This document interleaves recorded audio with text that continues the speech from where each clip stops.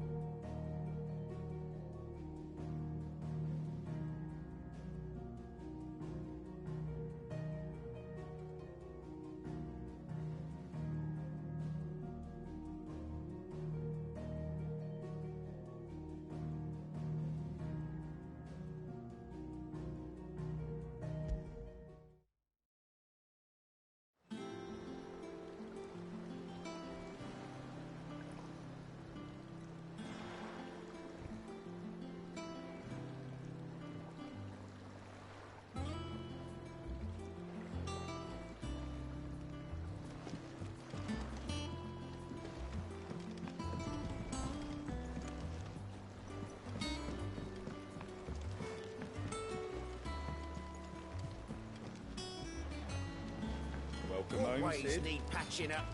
Give me 50 good boards, 8 span each.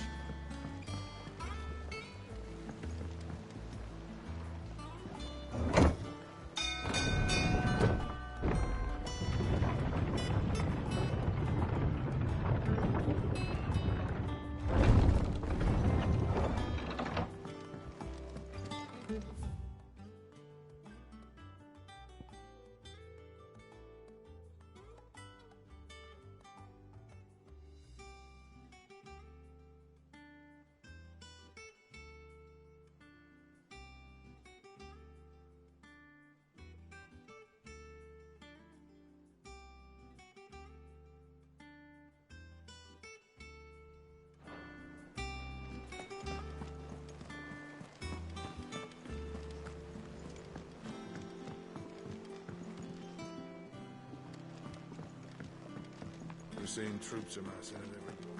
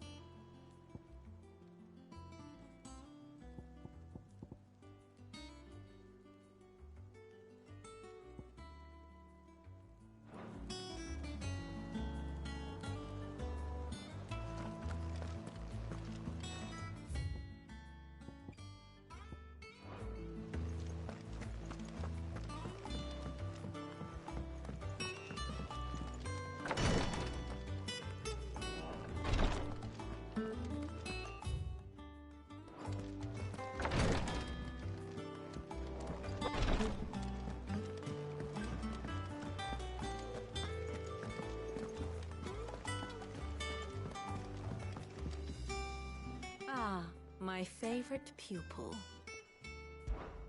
What is it that you wish to learn?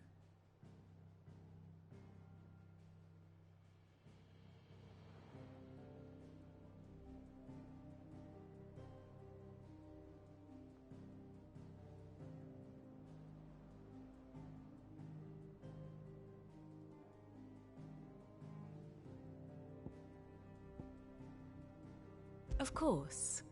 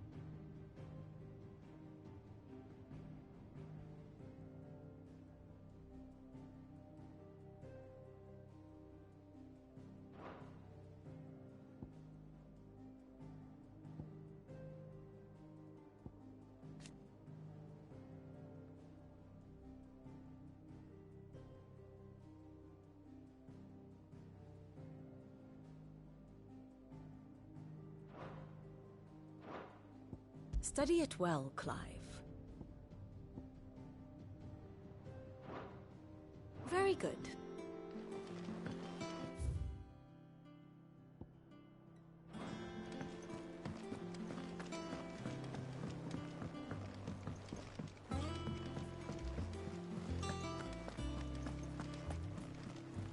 What became of Kupka? Why haven't we heard anything?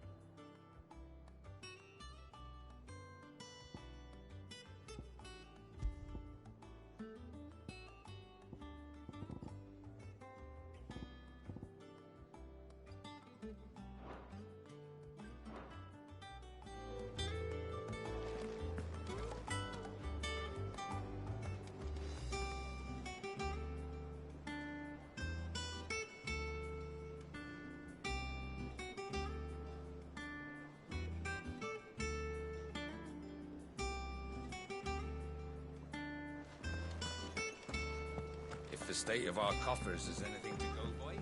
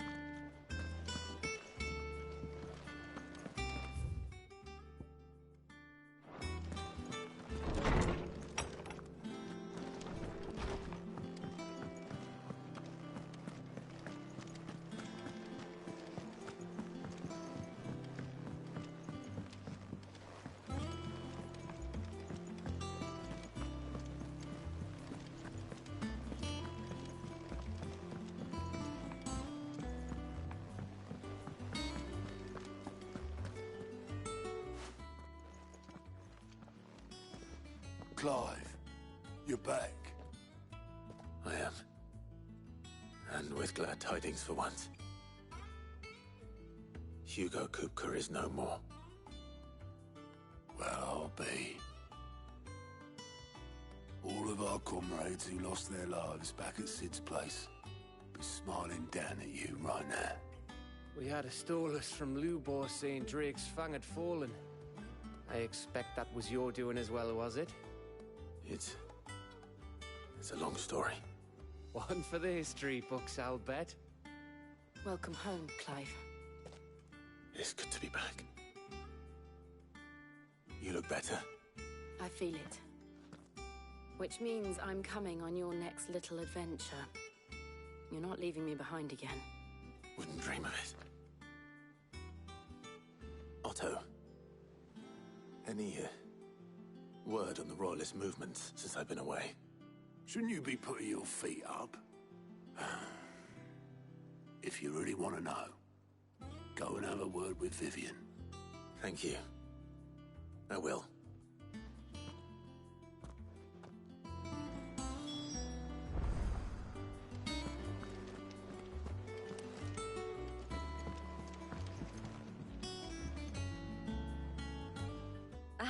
The conquering hero returns. And with hardly a scratch on him. I may have picked up one or two. Well, the fact that you came straight to me instead of visiting our resident Physica suggests that you picked up something more important. A scent. The scent of Waloeders.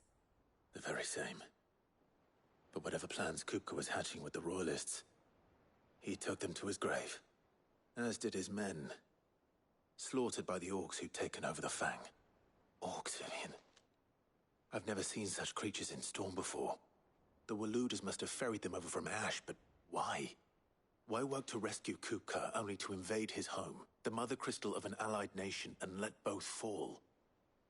It makes no sense. Do you know the tale of the blind men and the Adamantus? One can often be led astray by focusing too closely on individual details. One must instead see the bigger picture. And what bigger picture is there than my map?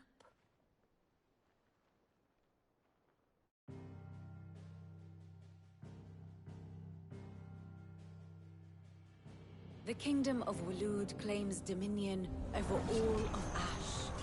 It is a nation forged by the bloody conquest of Barnabas Tharm, the dominant of Odin. The Canvarian War of Independence in 849. The Battle of the Twin Realms in 865. The Battle of Belinus Tor in 873.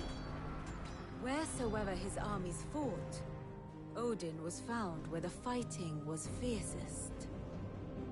But of late, the warrior king appears to have laid his sword to rest.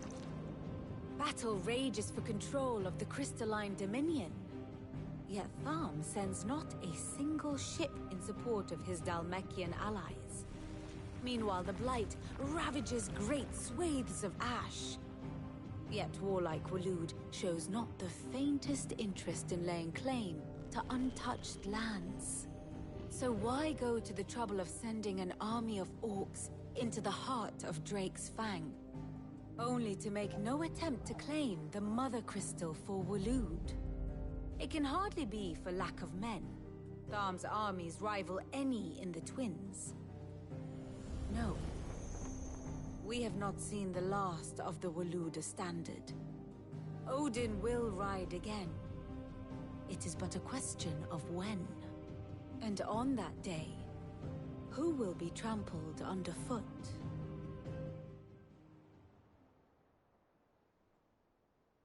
In summary, I know not to what end the Royalists betrayed Kupka. I know only that it is part of some broader scheme. A scheme tied to the ambitions of one man. King Barnabas. But there is no need to wallow in confusion.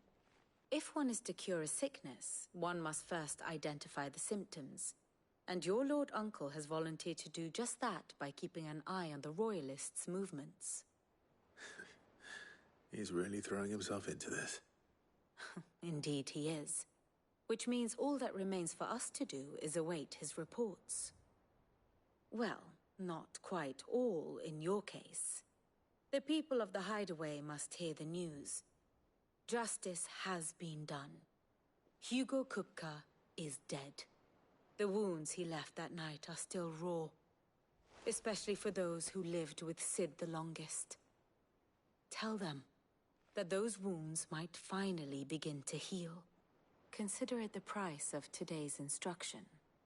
I've never known you to be sentimental. What can I say? I am only human. And we are, all of us, sentimental animals at heart.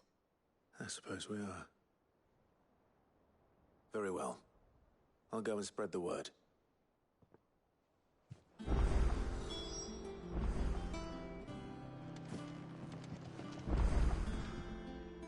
And how may I assist you today?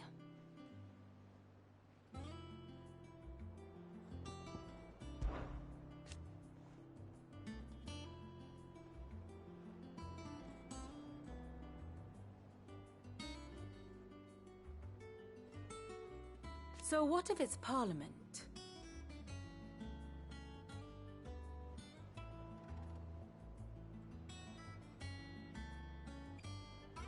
Which leaves but one man.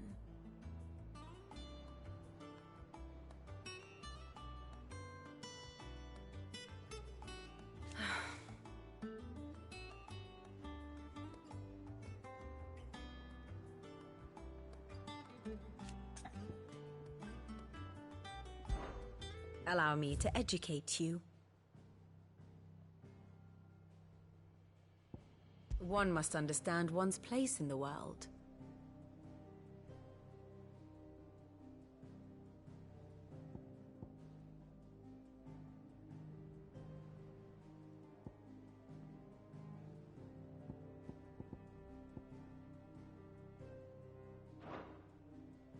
The state of the realm is ever-changing, Clive.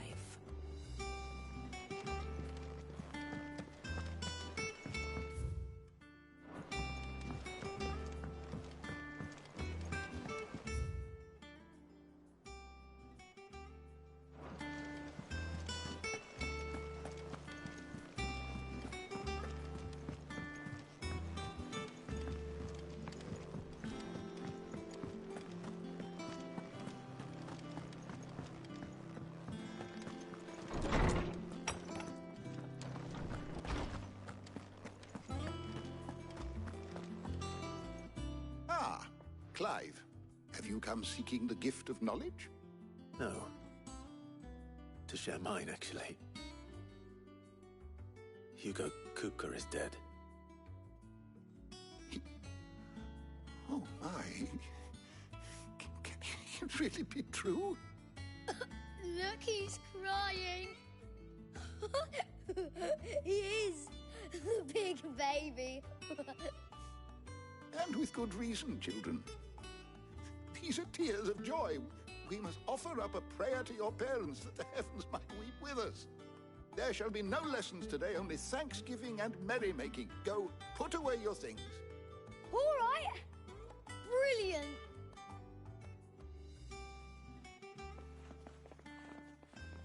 Finally, a new dawn has broken. It has. Thank you, Clive. I cannot wait to share the good news. Hippocrates. After Kupka fell, Ultima came to me. I need to know what he is. Have you learned anything? Alas, no. And not for want of trying. I have scoured nigh every historical tome in our collection and found nothing. Not even the sort of conspicuous absence that might suggest a concealment of fact. One is almost tempted to conclude that such a creature never existed. But I saw him. With my own eyes. I don't doubt that you did. Alas, it seems you are the only one who has. To others, he reveals naught. We see only that which he leaves in his wake, like some terrible force of nature beyond the ken of mortal man. A bringer of death. Whether the Ultima you met with was the being itself, or merely another projection of its power, I know not. But until I do, my investigations shall continue. Thank you. It means a lot.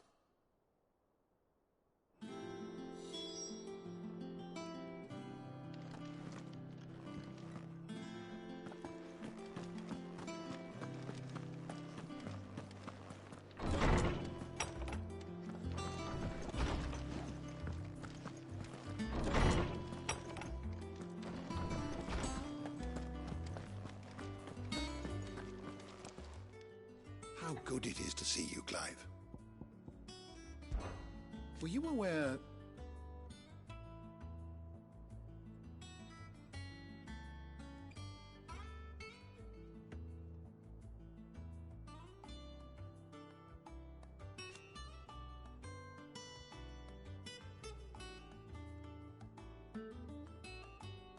But what of the twins themselves?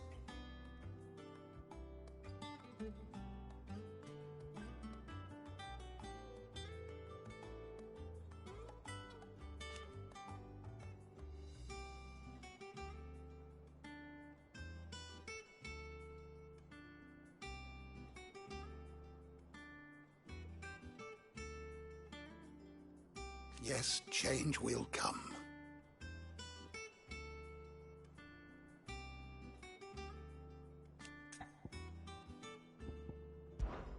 I have said it many times.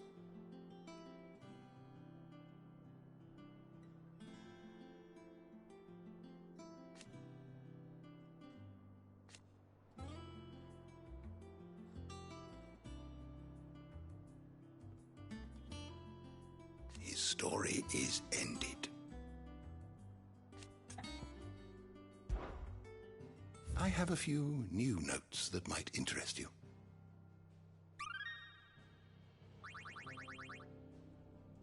What subject shall we consider today?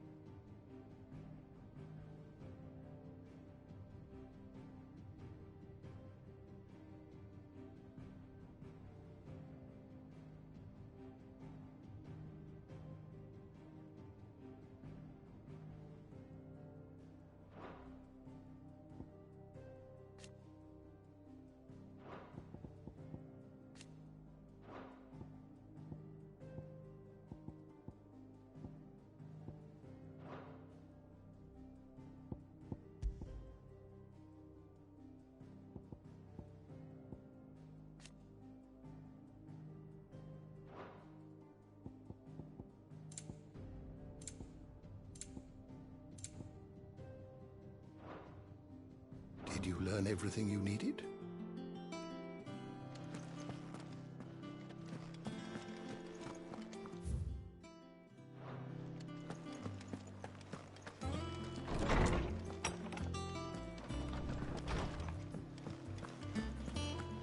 Thanks to Sid. Well, someone looks pleased with himself. It's true what I'm hearing, then.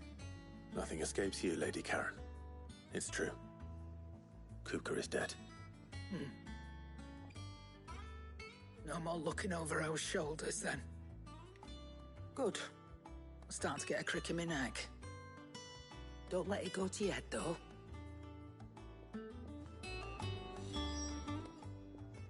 Is it business or pleasure? It's a relief. Thank you, Clive.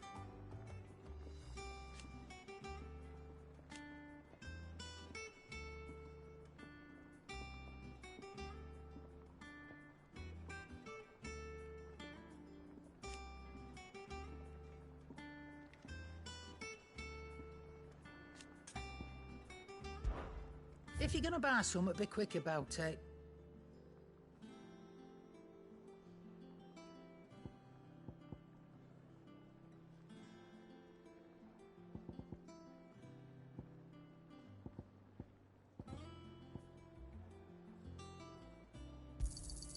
It'd better all be here.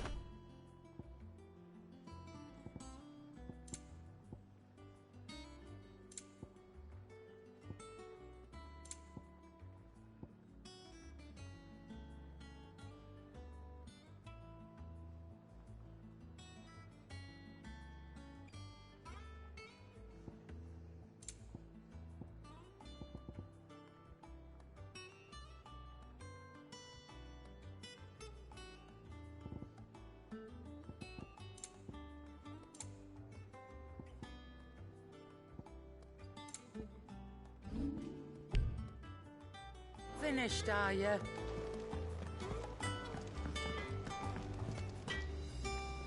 Blackthorn, do you have a moment?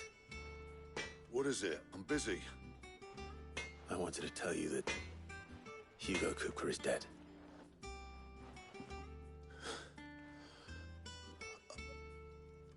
I can't tell you how long I've been waiting to hear those words. This is it then. A new beginning under a new Cid. I'll try to live up to the name.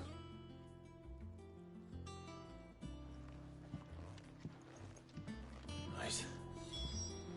Let's see if Otto has anything else for me. Clive? To a bloody riddance.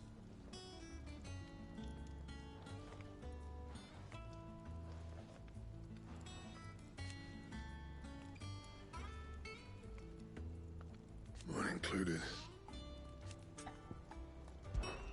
So, what'll it be?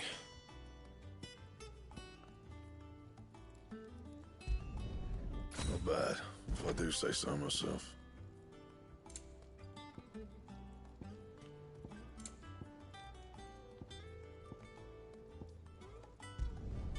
No scratches, all right? That it? Fine.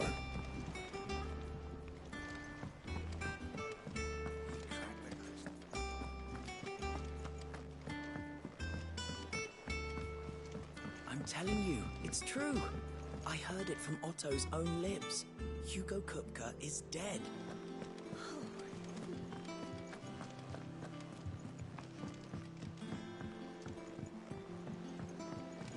We're seeing troops amassing at every border crossing. You barely sat down since you came home. Vivian got you running errands or something? Just spreading the word.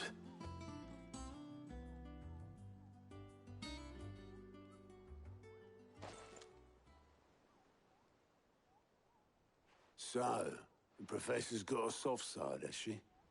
I'd never have guessed. No. She was right, though. Everyone was glad to hear the news. Ah, but you ain't told everyone.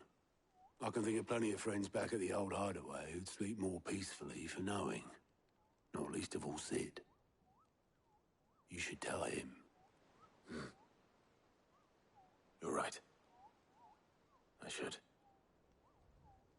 And I will. Well, when you do, be sure to take Mid with you. She's been going at it hammer and tong down at that workshop of hers, trying to do her father proud. But I can't remember the last time she visited the old sod's grave. Very well. I'll suggest it.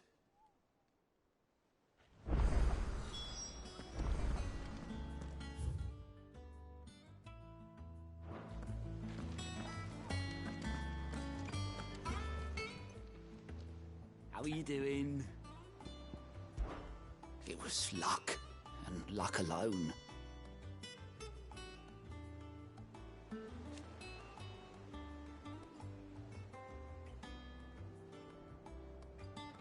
For now,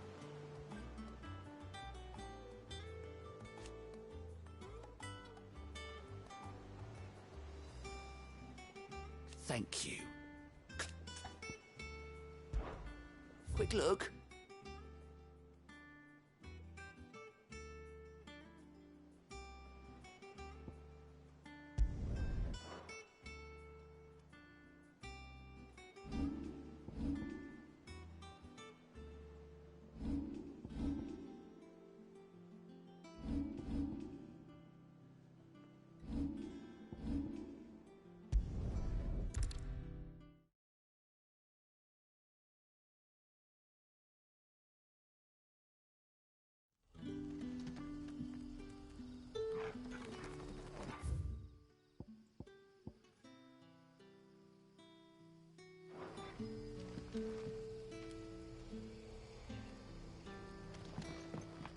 Good day to you.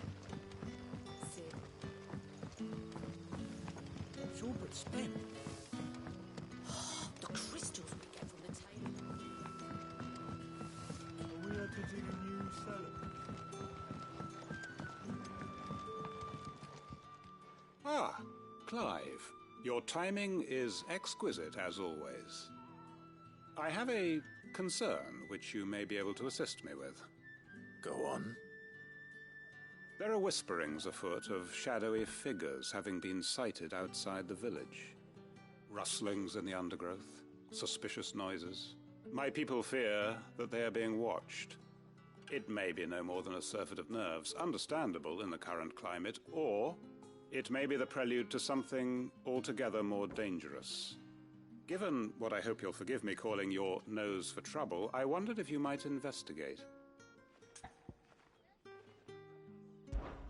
Of course. Excellent. You might begin by speaking with the good citizens of Lostwing. Listen to their tales, and make what you will of them. All right. I will.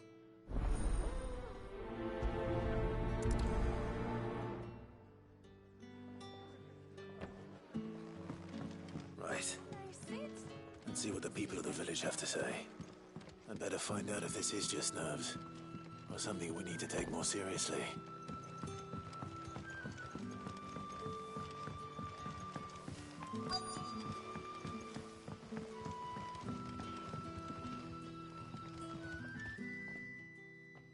You all right, Sid? Something on your mind? There is, actually. Can I ask you something? Quentin tells me people have mentioned shadowy figures out in the woods. Have you noticed anything unusual? Oh, that. No, sorry, can't help you. I heard the rumours, mind, from the lads working over at the vineyard, but none of them has seen anything either. All right. Thanks anyway.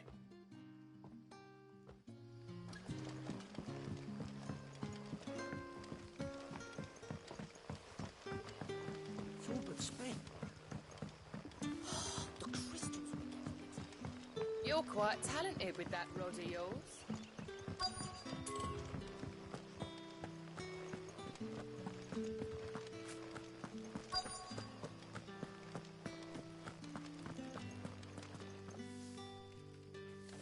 Do you have a moment? There's talk of suspicious figures in the woods. Have you seen anything out of the ordinary? No, but I've heard something. Sound of scraping metal, like someone sharpening a sword. Where was this? In Lorbert's Pass. Was out foraging for herbs when I heard it, screeching out from between the trees. Ran back here as quick as my legs would carry me, and I ain't been back since. I see. I'll look into it. Thank you.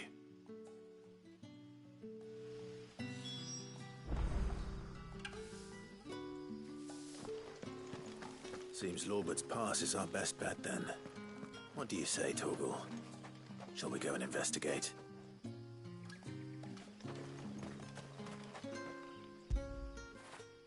You all right, boy?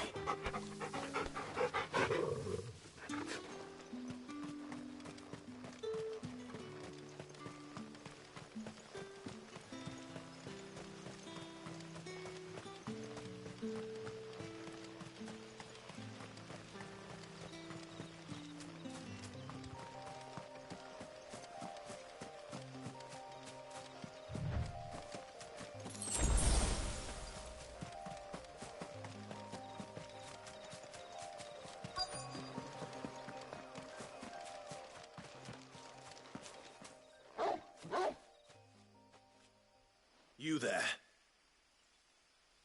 Fuck! He's seen us. Get them before they escape! Black Shields. Here.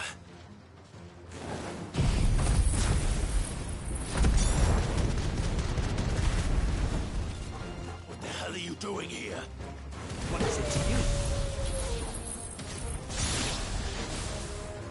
Not that we give a damn. All that matters to us is that you don't leave here alive. Local, kill! This one. Over here! Get him!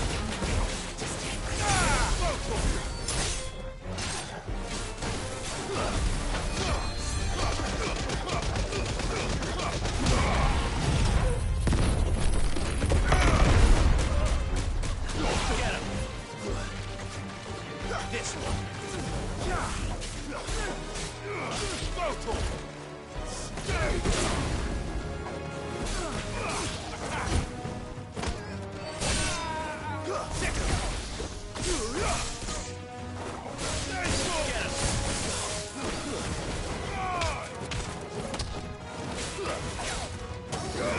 This one. Get him.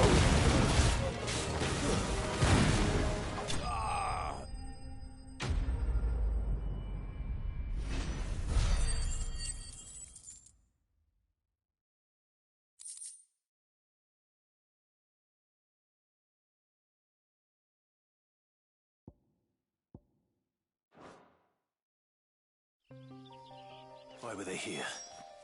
Were they planning an attack on Lostwing? I need to warn Quentin.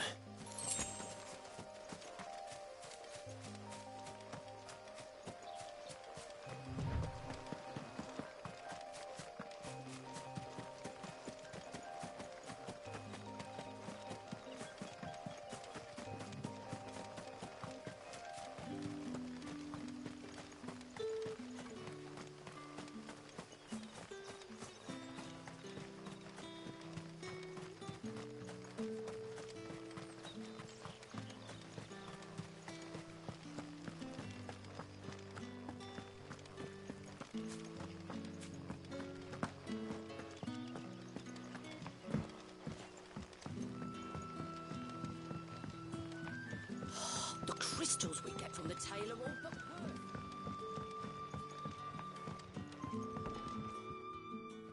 Clive, how goes the hunt for our sinister figures? I found some Black Shields hiding near Lorbert's Pass. They're gone now. Black Shields. The Empress's former bloodhounds. Though they serve another master now. One who means to root out and destroy both me and those I care for. And it would appear the pack has finally caught the scent of its prey. Damn it all. I had hoped I would have more time than this. More time to prepare. But if we are cornered, we have no choice but to bite back. And bite back we shall. I'm sorry. You're going to need to explain. Who did the Black Shield serve now? And why would that person want you dead? Because I want him dead. Who? The former Lord Chief Justice of Sanbreque. All that I have built here is for him. I don't understand. Why him? Why Lostwing? I suppose it is better that you know the truth. I was a member of the judiciary once. So sickened was I by the injustice of this world, I swore to fight it. And fight it I did in my own small way. I saw more than a few corrupt officials condemned to the very cells into which they had thrown blameless innocents. Men to whom the law was but a scourge to turn against the powerless. And throughout, it was the Lord Chief Justice who backed me, who was my one true ally in the quest to see justice done. So what changed? I discovered that he hunted bearers for sport. I was a fool to think he shared my hatred of venality and vice. His support for me was no more than a facade, a means of ridding himself of his rivals, a mask to hide the rot beneath. I filed suit against him immediately. His response, however, was rather more visceral. He had my entire family slaughtered, and he faced no punishment whatsoever. I lost everything. My loved ones, my livelihood, my position, the faith I had once held that any modicum of justice might be achieved through the courts. So I set about enacting my own. I tracked down every soul who served him, and slit their throats myself. But the man himself proved an altogether more difficult target.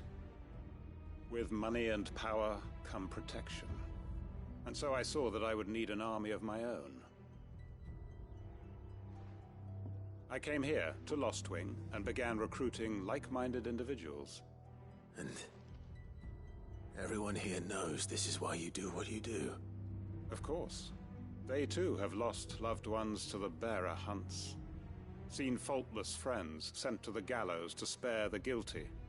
All under the watchful eye of the Lord Chief Justice. Our wounds are the same. And our cause is the same. We are comrades, and our revenge is already in motion. We know where he hides, how numerous and well-trained his guard. What we did not know until now, however, was that his plans may already be in motion too. Quentin. Our time is short. He may move against us at any moment, unless we move against him first. My friends and comrades, it begins. Make ready for war.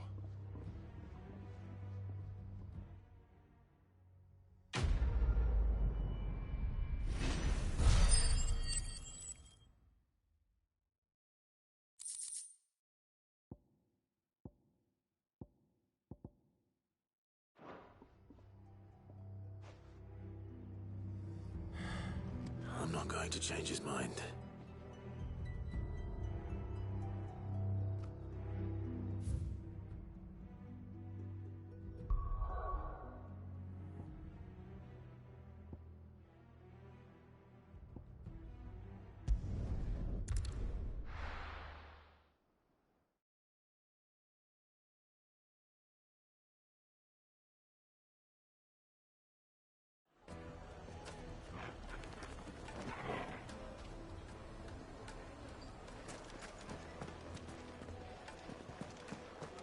The finest fabric! The most fragrant herbs and spices from the no one to man the shop. Gone, just like that. And without so much as a by your leave. What's the matter? It's my apprentice. He up and vanished while my back was turned. I'd go and look for him myself, but I've got a bakery to run. A bakery that's now short one pair of hands. Loath though I am to rely on the kindness of strangers, I'm at a loss. Please, will you see if you can find him?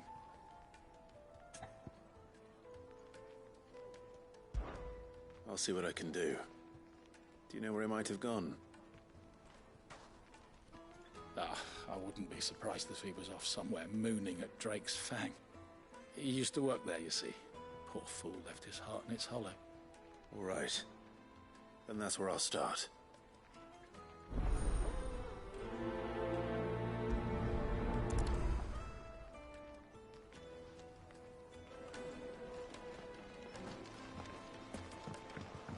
Oh, where did all the men go? Plates and pots!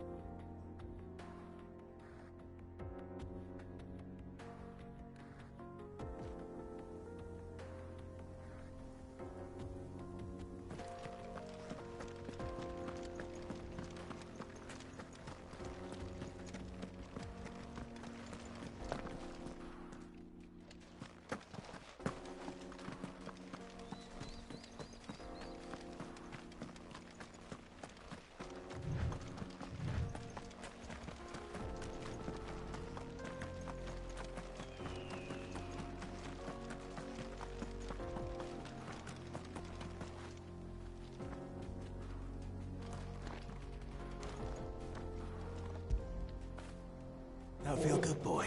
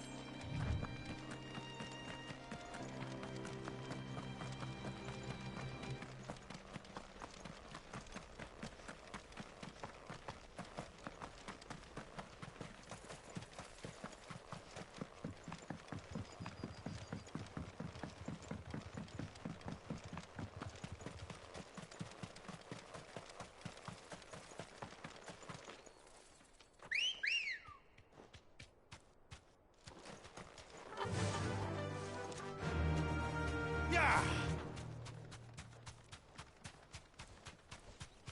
The Mother Crystal.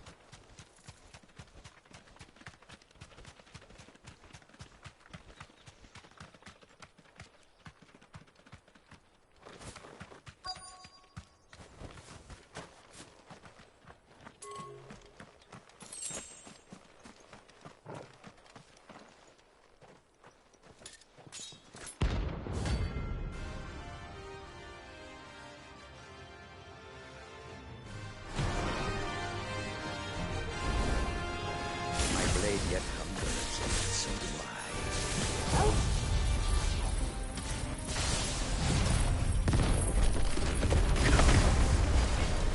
Feast on the flesh. Your feasting days are over. To me, boy. Get him.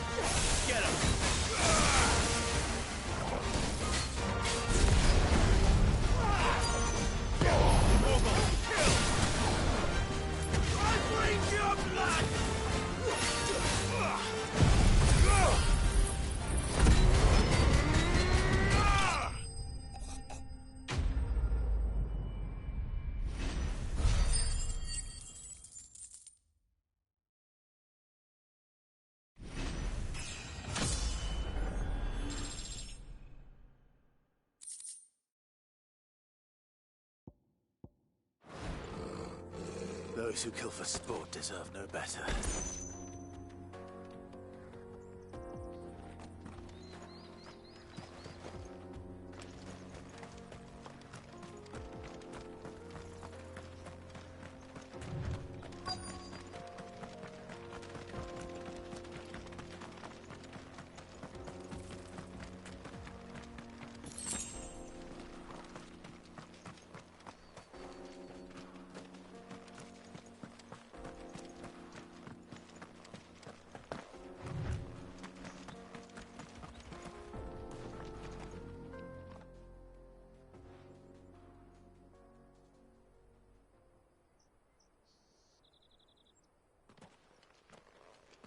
Excuse me. What do you want? The baker sent me to find you. I am a sorry, selfish sod, aren't I? Certainly not a baker. Master must have ruled the day he took me in. Time was the sight of the Fang used to calm my nerves. But now look at her. I take it you missed the Mother Crystal. I hated her, but she was all I knew. Worked her mines for years. And when she shattered, part of me shattered with her. I had to trade my pickaxe for a rolling pin, but I'm no good at baking. Every loaf I touch collapses. My bread's as hollow as I am. She was the only thing that could fill the hole inside me. Oh, I loved her, damn it. But now she's gone. She's never coming back. What am I supposed to do? I ask her. How does a shell of a man learn to live again?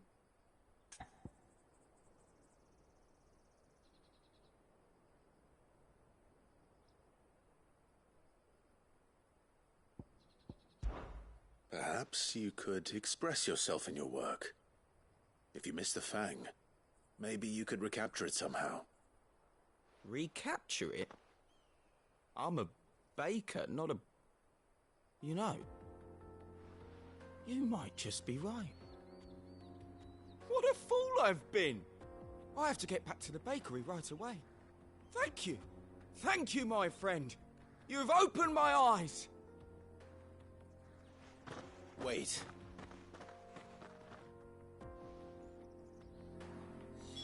Suppose you won't be needing an escort then.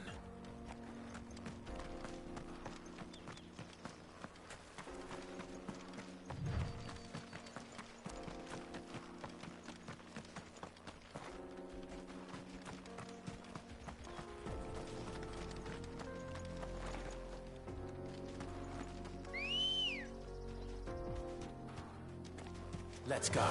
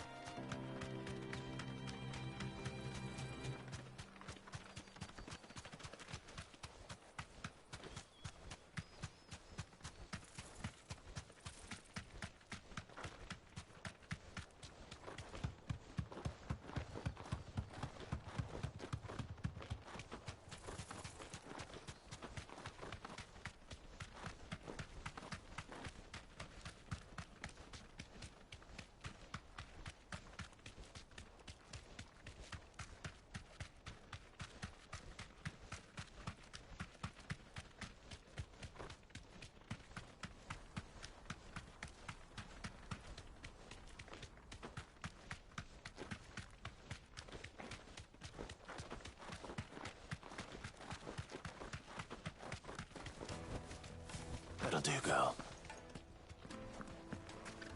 No, I'm telling you, it's gone.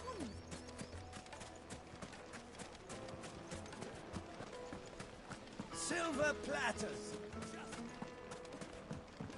Oh, well, well. Ah, there you are. The man who lit a fire under my wayward apprentice. Though I worry you might have stoked the flames a little too high. He damn near ran me down trying to get to my oven. Master, it's ready. Behold the Drake's Balm. A truly unique creation. I dare say it is. Just look at it. A perfect likeness of the Fang herself. Her steepled peaks, her fulsome spurs, her inviting hollow. True, my loaves collapse more often than not, but what's the Fang without her crater? Why, no Fang at all. And look, inside. She's filled to bursting with a bounty of beautiful crystals. Salt crystals! Master, I have found my purpose. I must use my work here to preserve the memory of the Fang. Well, if it tastes half as unique as it looks, I'd certainly say you're onto something. Not only is my apprentice back, but he's finally pulling his weight. With any luck, I might even have a new delicacy on my hands. I don't know how you did it, but you have my thanks.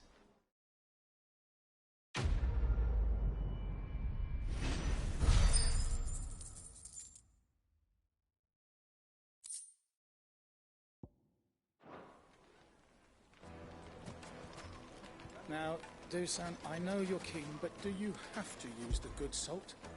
Leave some for the rest of us. Sorry, Master. I'll go and get some more later. Light meat and dark, fresh from the grill. Get it while it's hot.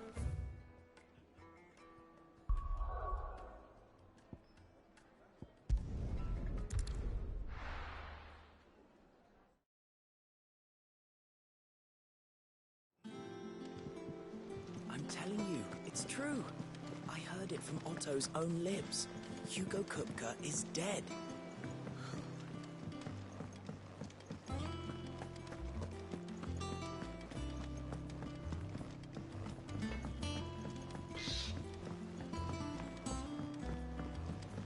I went up to give some greens to the chocobo. And do you know what he did?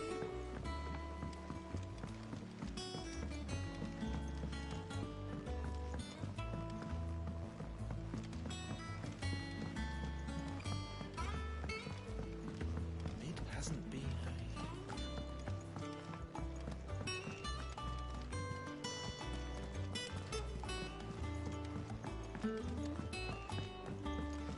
Editors started reading books that don't have any pictures in. I think Mid might need some help tidying up that workshop.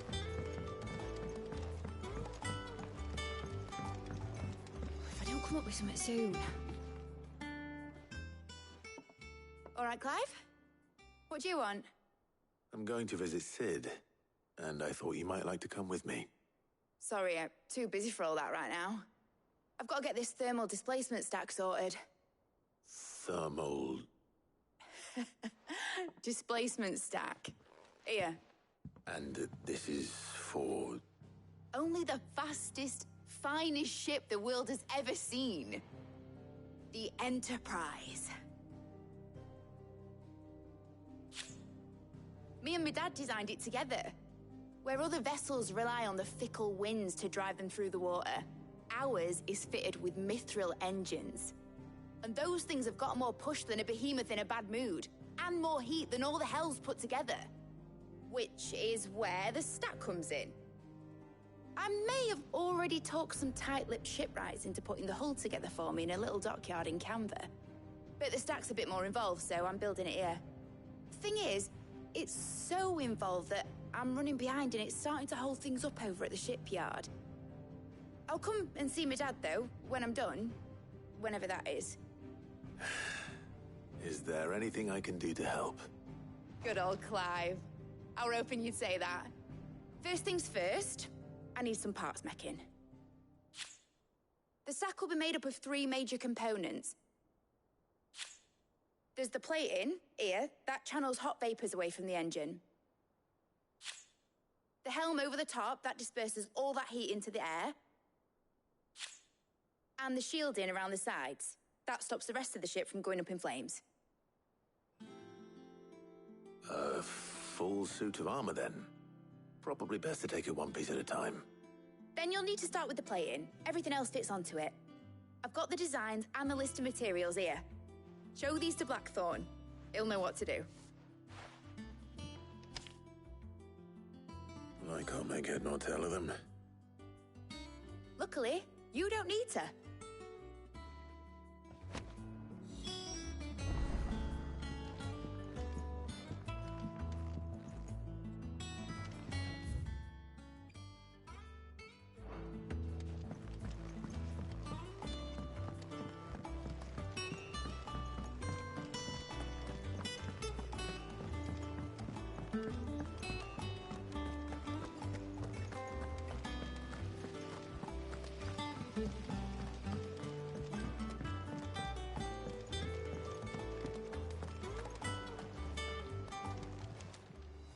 How may I help you today, Clive? Kupka. But when I close my eyes...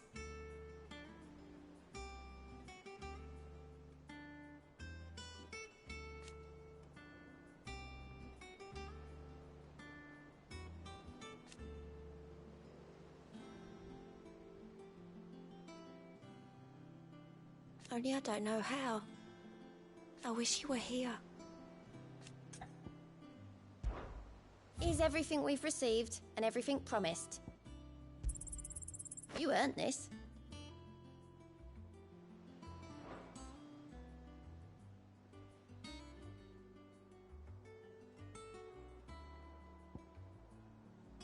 Come again.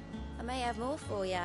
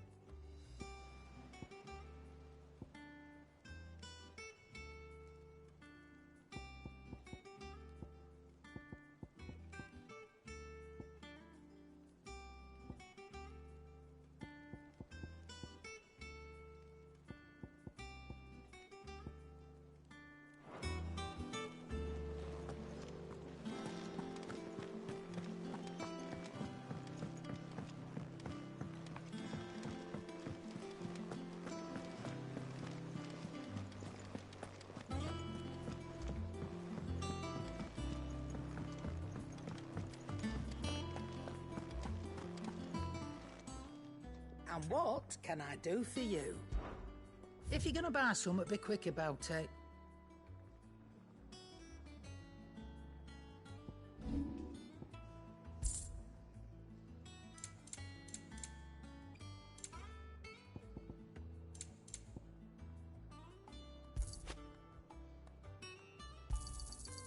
I reckon I can find a buyer.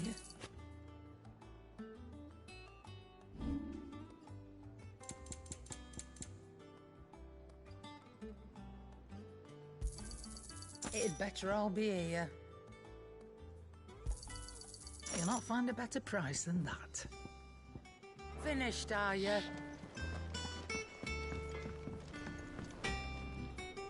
Blackthorn, can I ask a favor? Out with it. It's for Mid. This my last chance to say I'm otherwise engaged. Spare myself the arseache. Go on then. What is it this time? She said you would know. Here.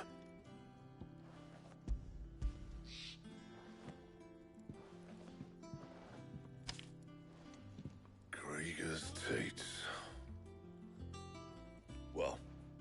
what the hell you'd want this for, but I can make it. Won't be easy, though. And I'll need help. Get Gavinotto in here, will you? All right.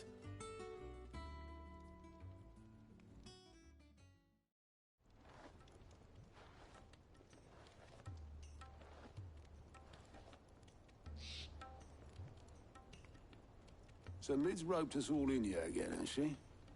Typical. Still, if that's what it takes to get her to visit Sid's grave, I'll do what I can. And, what is it we need to do, exactly?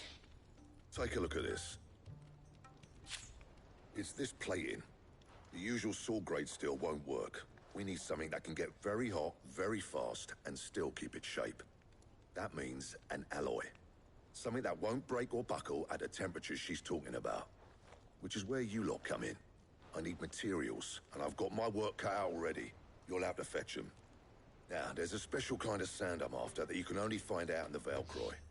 Stardust, they call it. As for the rest of the stuff, my usual supply should have it in stock. It just needs buying and bringing back here. Well, we'll get it done quicker if we split up. One of us should probably give you an hand coat in the sand. And the other can go and get the rest from this supplier. Right then. Well, make your minds up who's going where, and we can get this over with.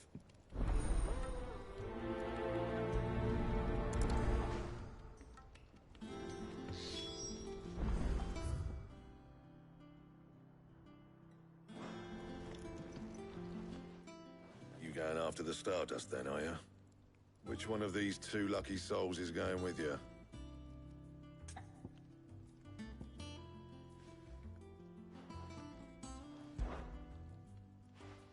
Gav, you're with me. All right, then.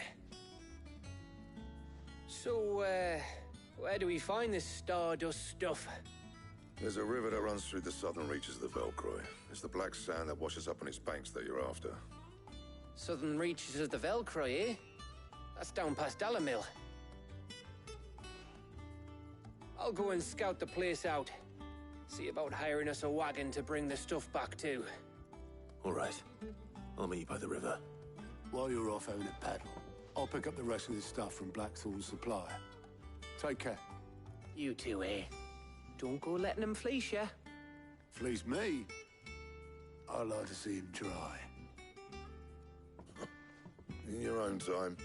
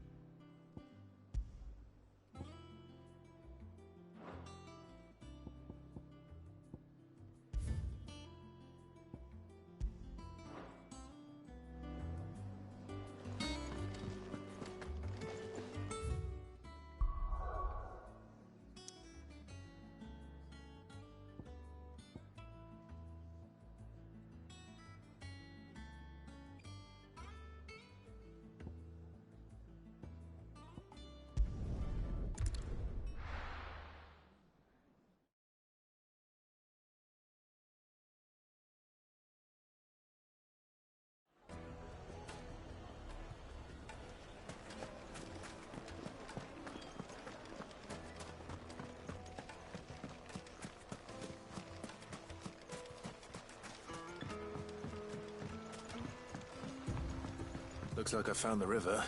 Now where's Gav?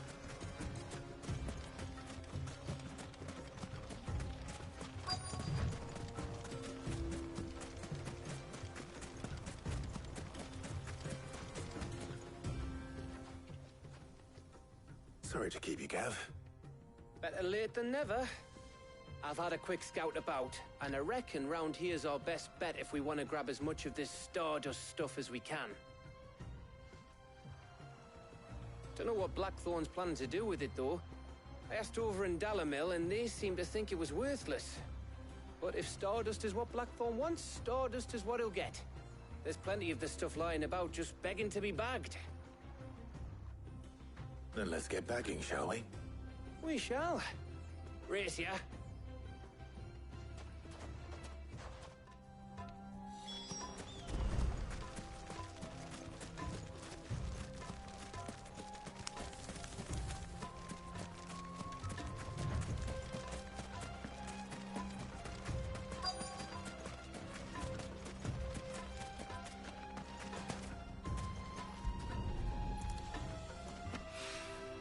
So this is Stardust. It just looked like black sand to me.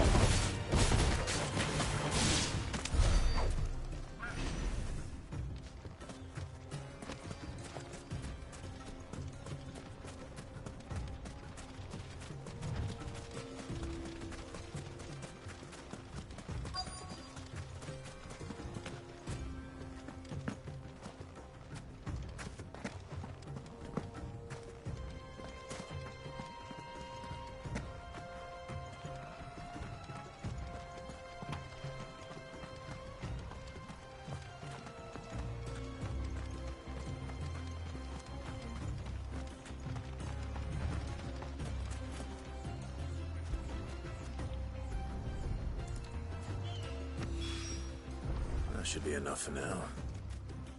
Let's see how Gav's getting on.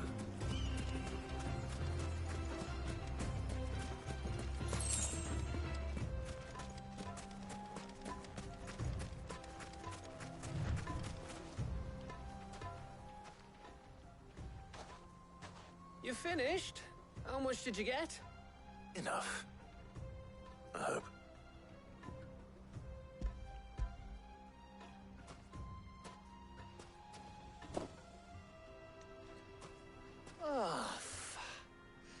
You win. That might even be enough for old Blackthorn. Hey, before we go, do you mind if we have a chat?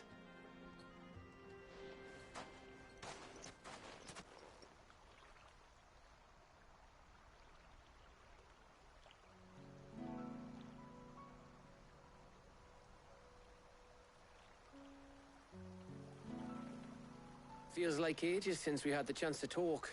You know, man to man like. It does, doesn't it? Back when you first took Sid's name, we were talking all the time. Working out what to do in that. There was a lot to work out. And there still is. Those shoulders of yours starting to feel the strain? Hardly ever see you around the hideaway nowadays. Always on some errand or other. You can take a day off, you know. Says the man who spends most of his time behind enemy lines. Only 'cause you keep sending me there. I know I can count on you, Gav. Likewise.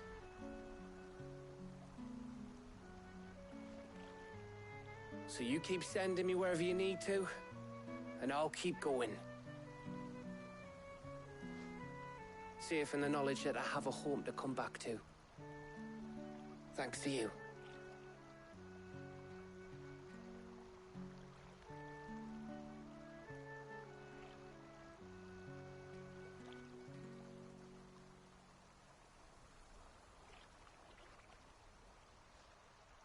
Right.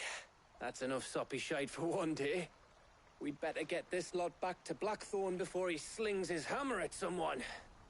You go on ahead. And try to get some rest once you're there. Oh, I plan to. Believe you me. After Blackthorn gets what he needs, of course.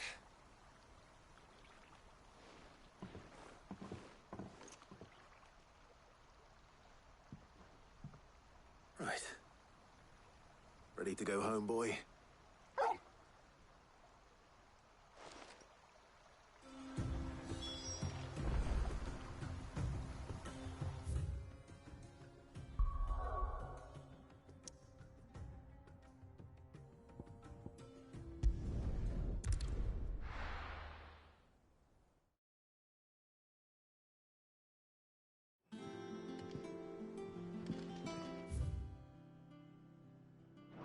Let's hope this is all Blackthorn needs.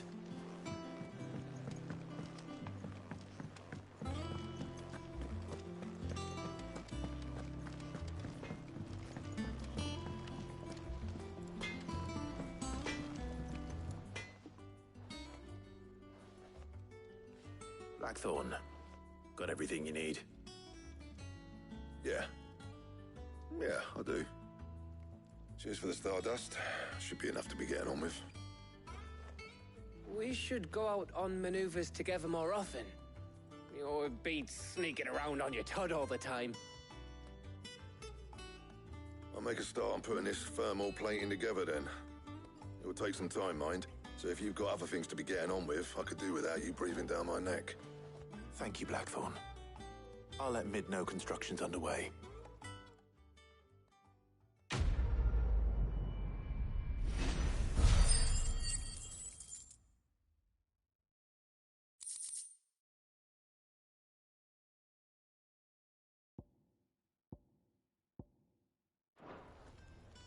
Suppose we'd better be getting back to work too. Give us a shout if you need anything.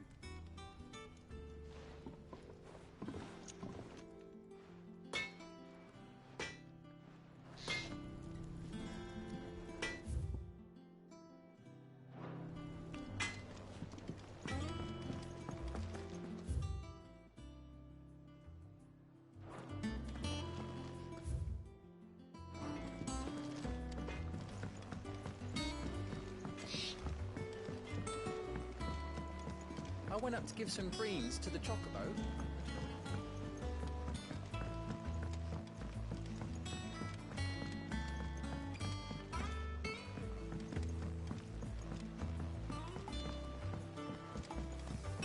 It hasn't been. Editors started reading books that don't have any pictures in. Think Mid might need some help.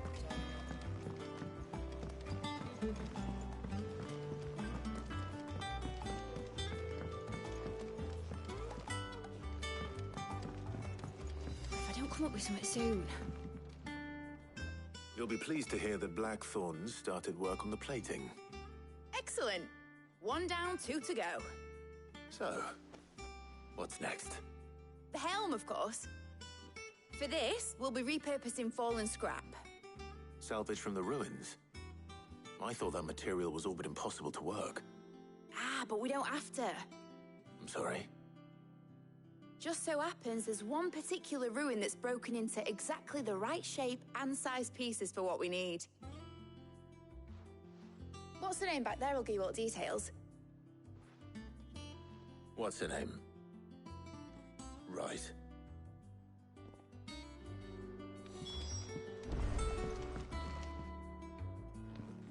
Oh, Cid, is this about the helm?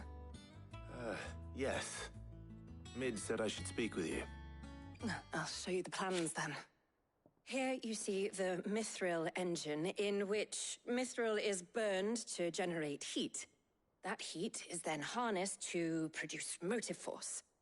Excess heat is dealt with by means of the thermal displacement stack, which disperses it into the surrounding air.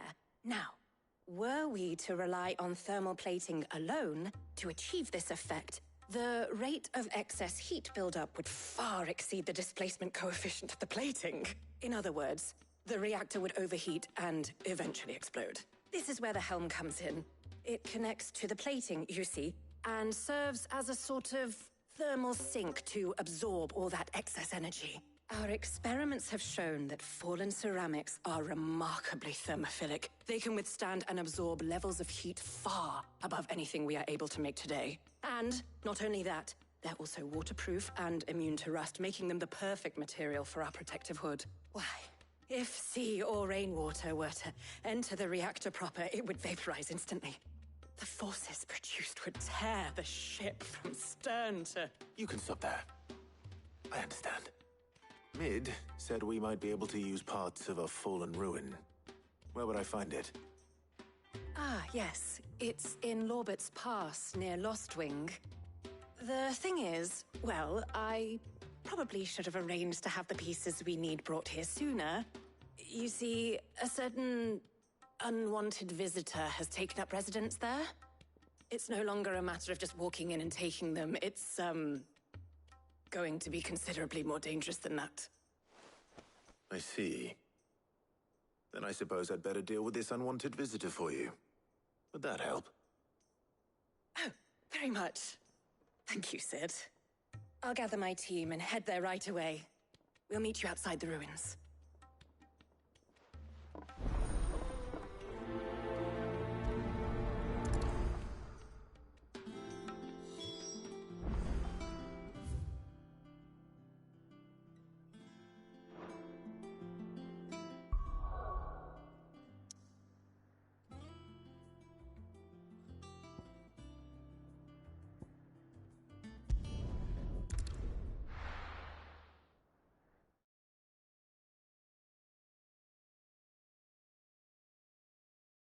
I'll be taking you all to a storehouse in the Bales.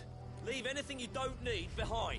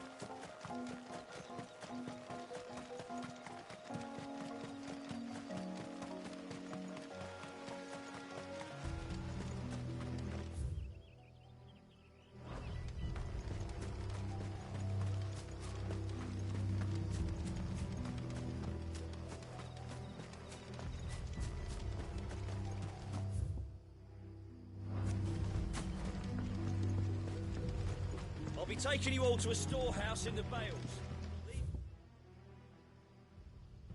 anything you don't need.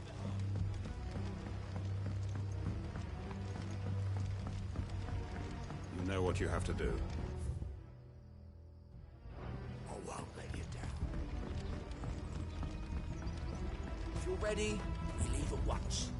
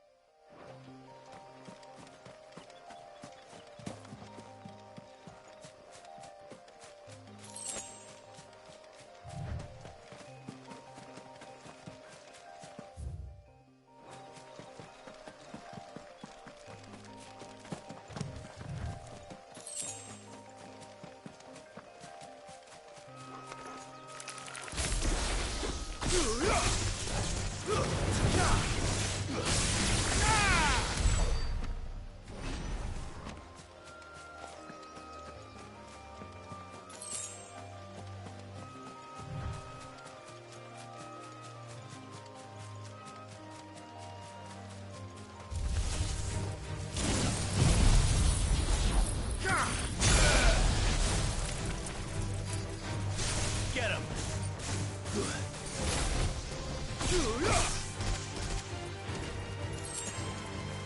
This one.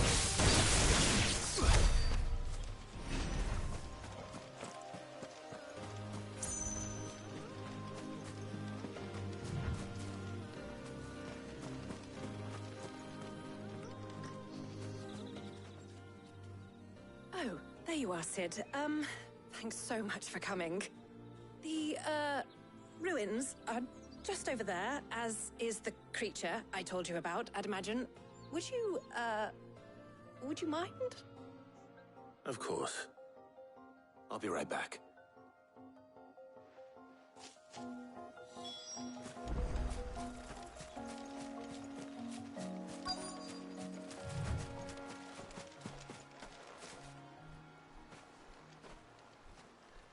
Anybody home?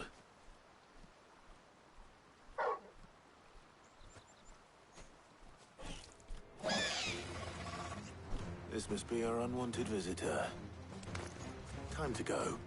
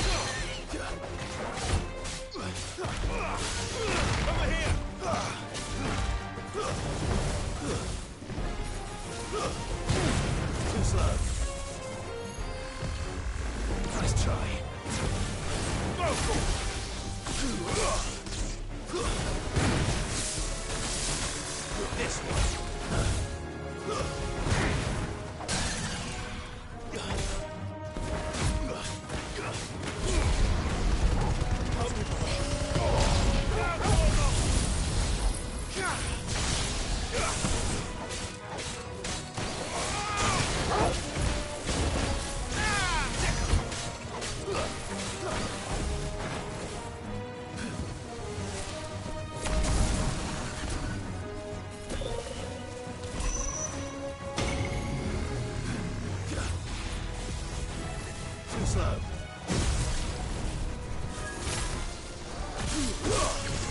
Go for it. Nice try.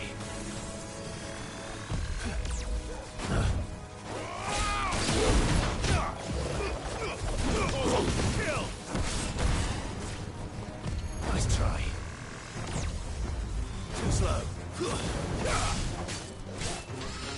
This one.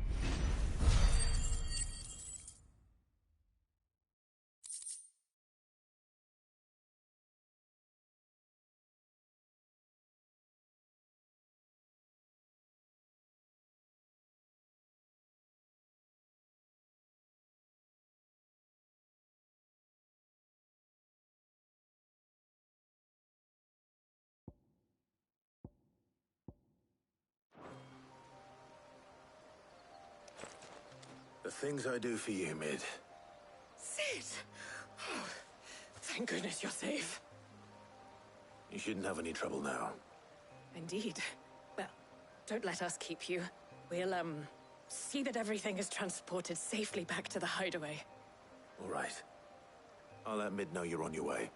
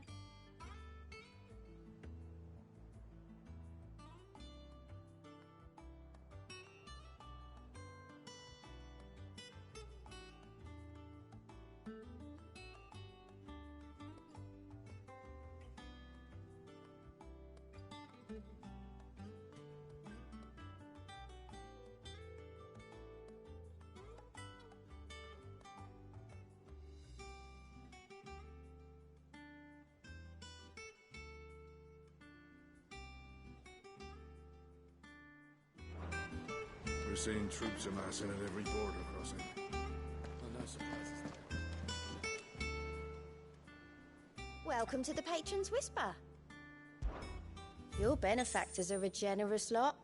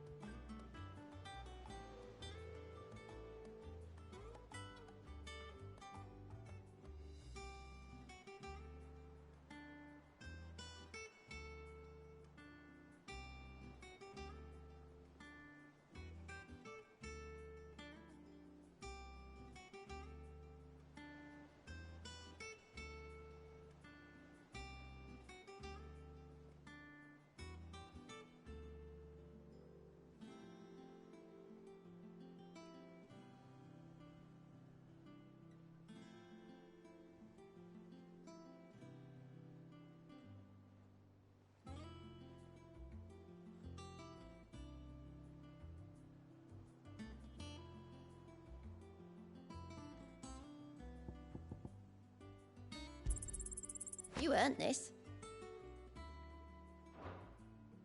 Come again. I may have more for you.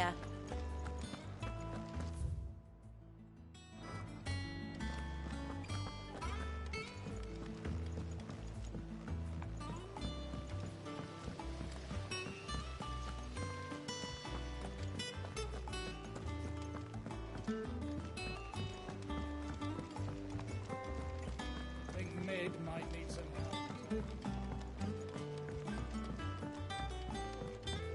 If I don't come up with something soon. Mid. Helena has recovered the material for the helm. She'll be along shortly. Excellent. Another job well done. And just one remaining. Right. Right, the shielding. This one's a bit of a bugger. How so? The plating's enough to stop the engines going pop, but those things will still be spitting out enough fire to set the rest of the ship ablaze.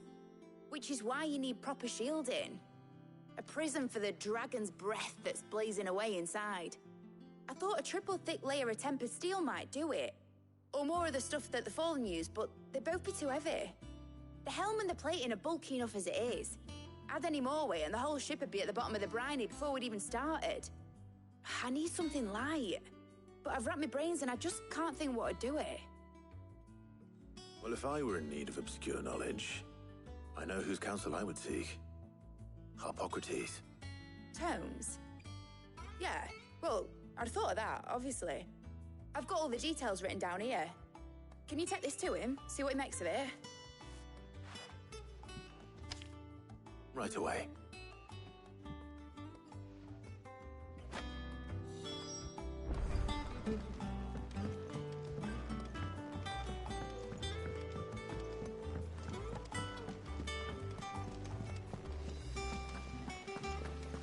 Editors started reading books that don't have any...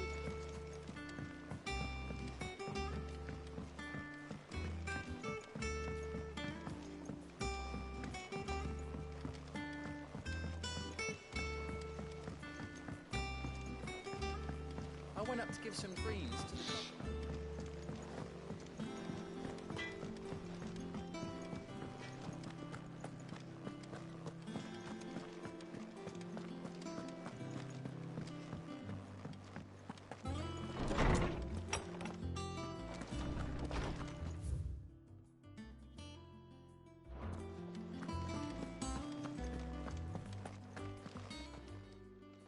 Harpocrates, do you have the moment? For you, Clive? Always. Well, actually, it's for Mid this time. Could you take a look at this?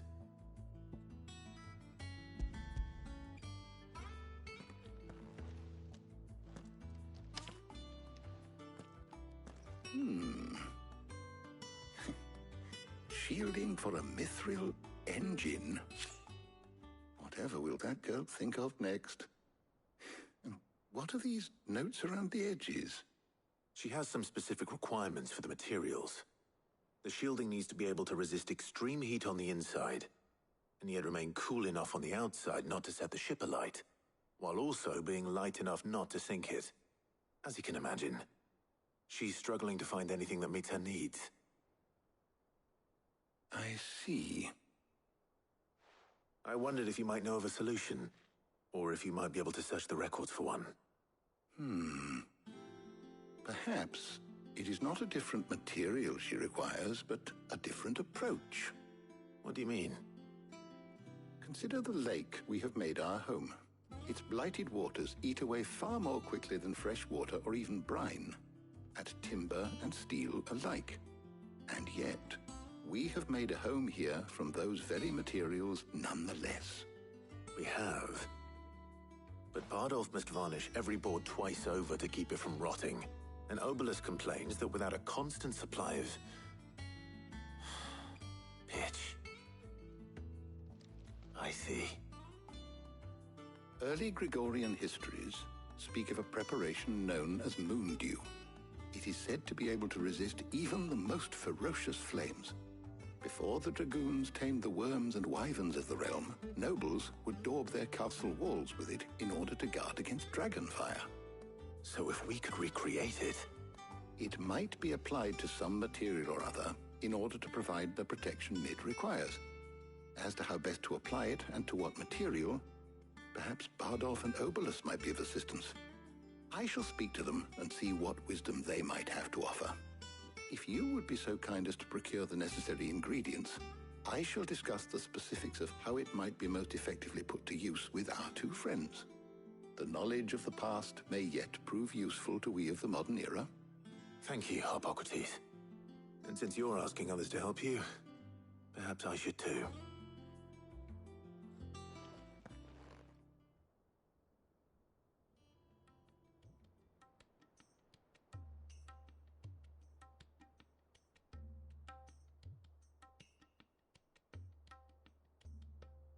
So you need a hand, do you? We do. I'll be heading to market for the ingredients we need. I could do with some help. And some company, too. The other can assist me in researching how best to prepare the shielding itself. Can we count on your aid? Always. Well, if Jill's game. Thank you. I am sure either of these fine young minds would prove indispensable in my research. I leave the decision as to who will go with whom in your capable hands, Clive.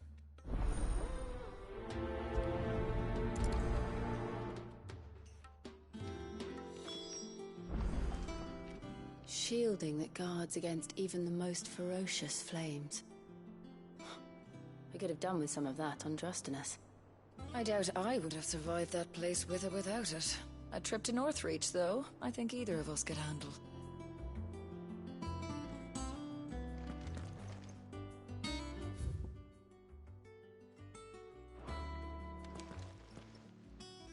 So, Clive, have you made your decision? Who will accompany you on your little excursion?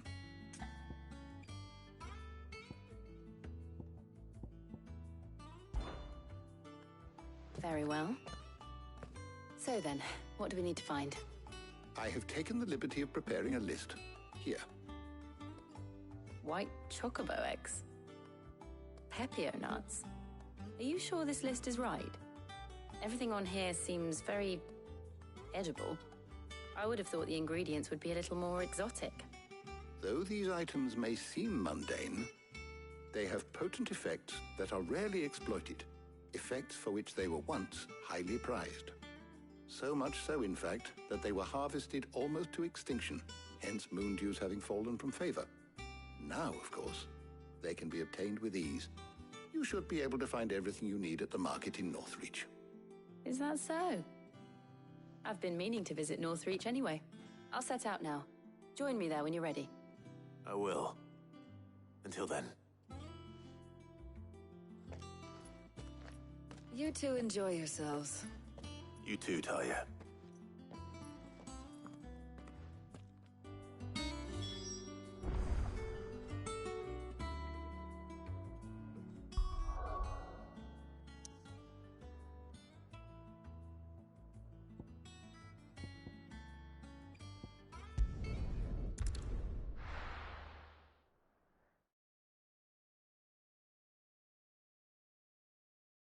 Now, where's Jill?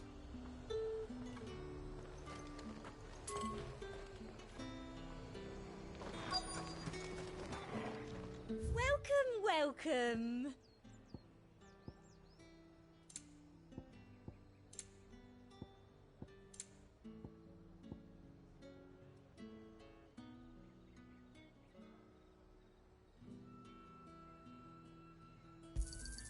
An excellent choice.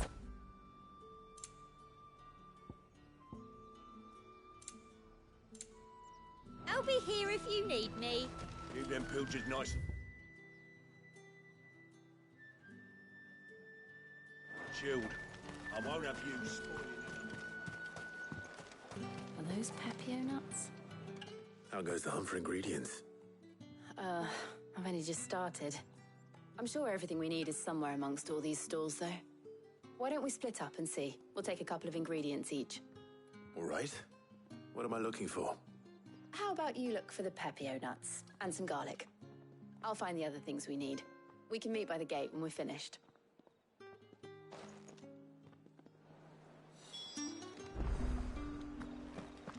Up! You'll not find a bruised bit. All anyone ever wants. What can I interest you in today? I hope it's to your liking.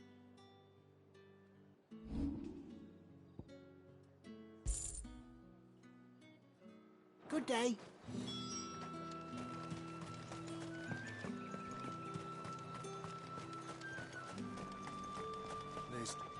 Buy, sell, or be gone.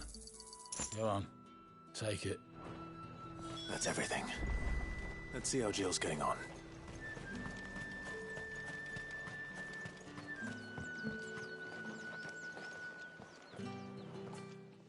Did you find everything? I did. Here.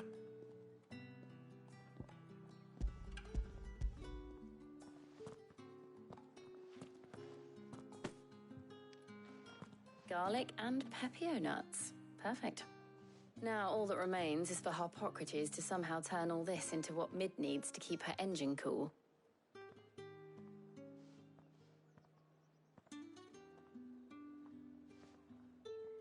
But before we head back, would you walk with me a while?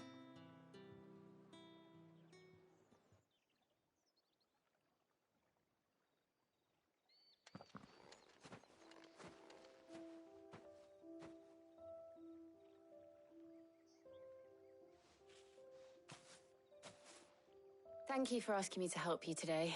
It makes a nice change. It does. It's good to get away from all the battle and bloodshed for once. Just being here reminds me of when we were children. Do you remember? Walking down Market Street in Rosalith, taking in the sights and smells. How could I forget? What with Torgal's antics. Remember how his nose would prick up at the scent of sausages? He'd go racing away and we'd have to go running after him. We wouldn't catch you now, would we, boy? Was there anything you wanted to buy for yourself while we're here? There was, yes. Well, sort of. Molly in the kitchens told me about a place that sells particularly good pies. Thought you might like to share one with me. I would. Thank you. And I saw some bread.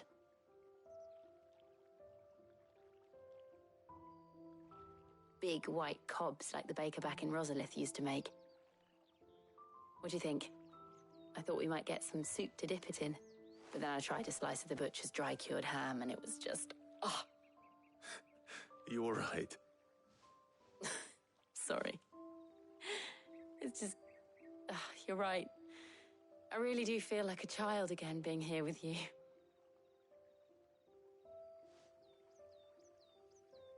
Clive, Is it wrong of me to enjoy this? No, Jill.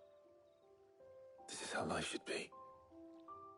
And it's how our lives will be when our work is finally done. When we can live on our own terms.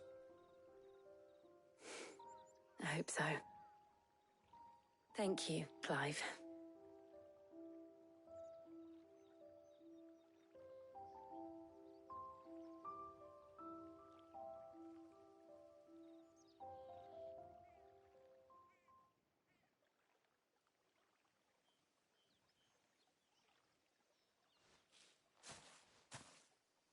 Well, I suppose we best be getting back.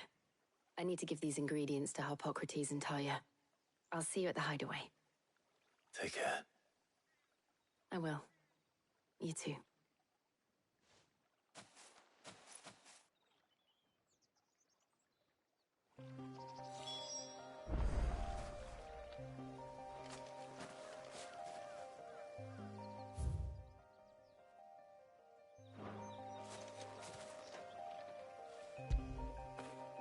Get it, boy!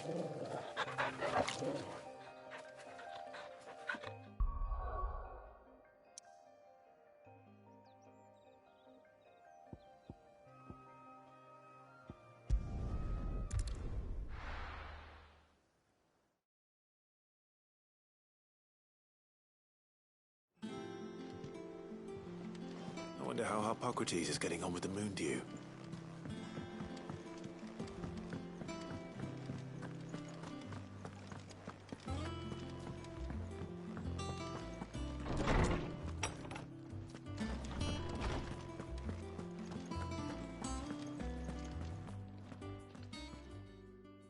How's work on the shielding progressing, Harpocrates? Well, very well indeed. And thanks in no small part to your kind assistance. I was just explaining to Talia how we might best go about preparing the Moondew. And now that we have all the ingredients, we may begin. You can count on me. I've mixed more than a few mysterious concoctions in my time. I'm sure you have. What about the shielding itself? Work is underway, under the watchful eyes of Bardolph and Obolus. Apparently, it'll be ready soon. Thank you. All of you. Right then. Jill, would you join me in the infirmary? Many hands make light work and all that. Of course.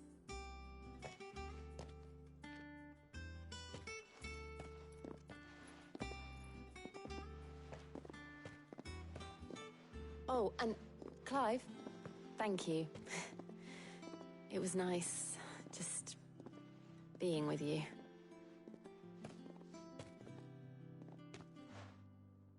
It appears our work here is almost at an end. A shame. I was enjoying playing the man of action for once. When both the shielding and the Moondew are ready, it will merely be a matter of applying the one to the other. Followed by a rigorous process of testing and retesting, of course. Perhaps someone ought to warn young Mid of that. Leave it to me. Thank you, Harpocrates.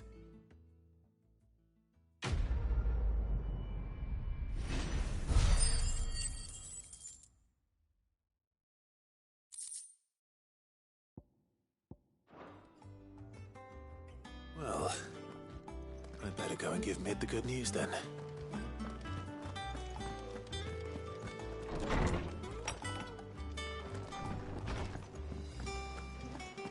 Thanks to Sid.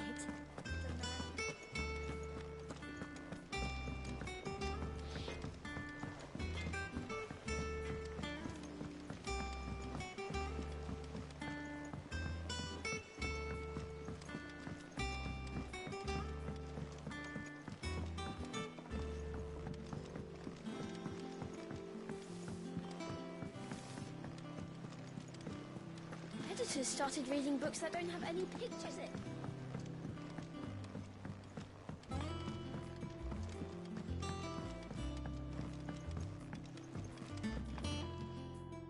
Sorry to keep you waiting, Mid.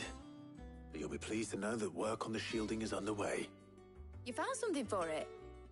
In a manner of speaking, Harpocrates knew of a substance that's highly resistant to heat. A coating that should provide the protection you need. He's supervising the construction and testing of the shielding as we speak. Brilliant! I knew you wouldn't let me down. Don't thank me. I'm just the errand boy. Right then, better start working out how to bolt all these bits together. To the Black Hammer!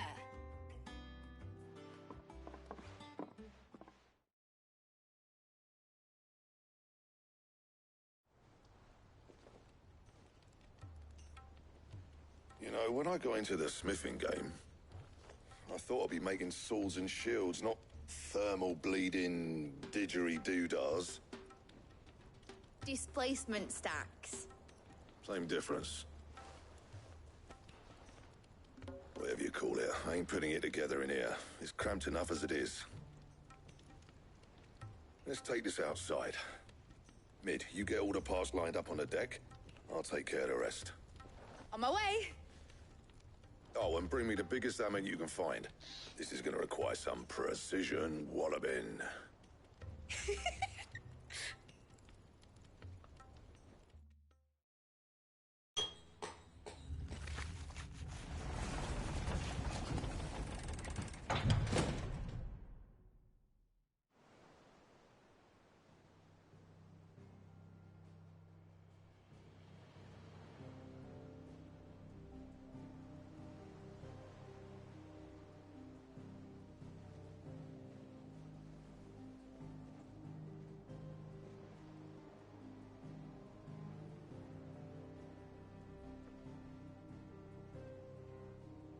It's finished! It's finally finished! Thank fuck for that. I'll be feeling my hammer arm for weeks. Thank you, Clive, Blackthorn, everyone. That's one down and just 3 more to go. I'm sorry. Oh, didn't I tell you? The Enterprise has 4 mithril engines, and we'll be needing a displacement stack for each. You don't mean... Don't worry. Now they've got a finished one to work off. My gang in Canva can build the rest. Good luck to them, I say. Right, I'm off to get a sling for this elbow. Any other work comes in, keep it to yourselves, eh?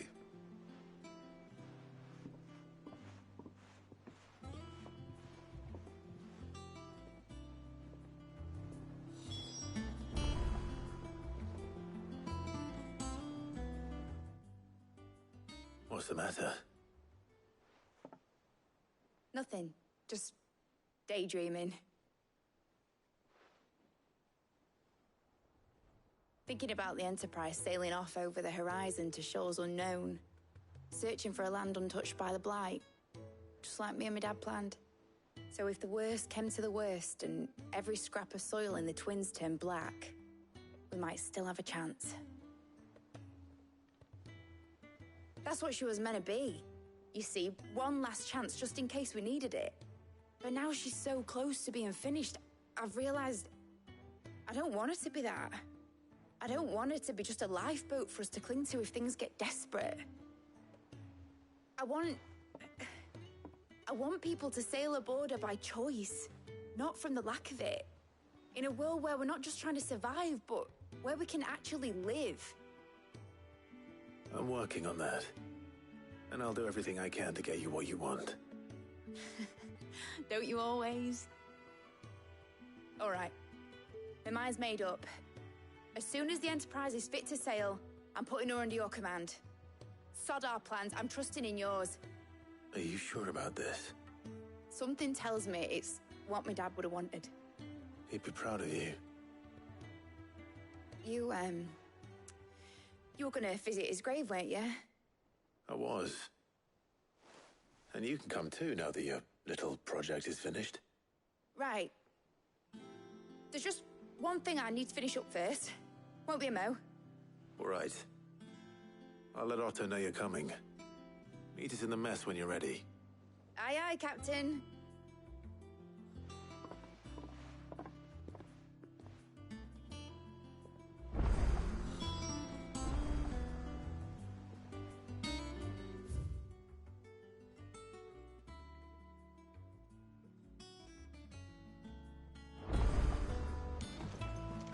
Is that the thing Tomes helped to do.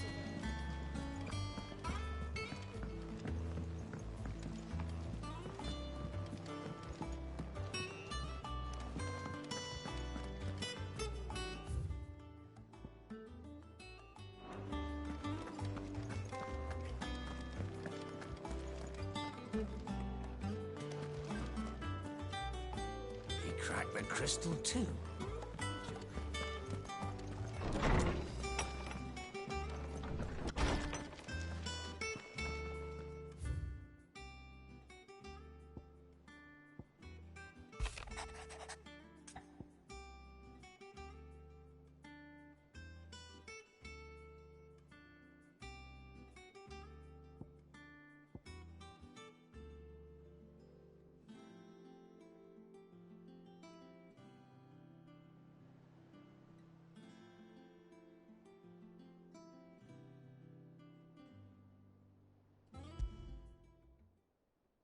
Trouble with the ledgers.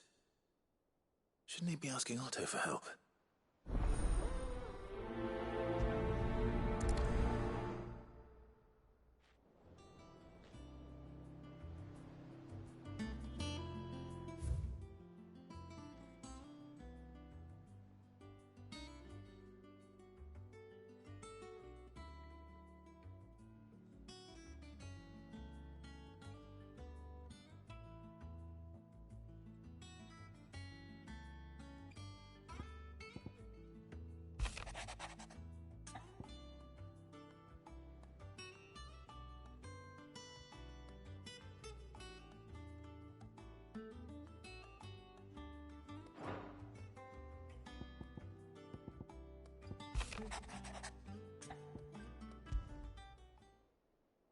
What could be wrong with Torgor?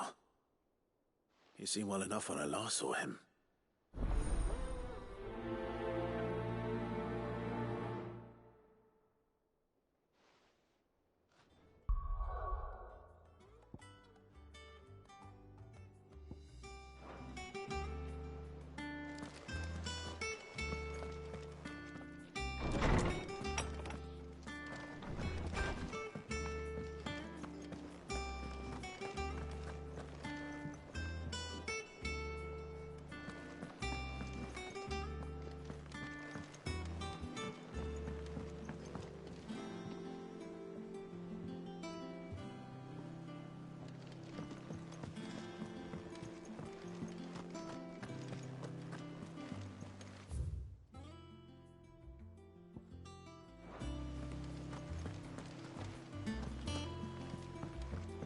Mid told me she was building a ship.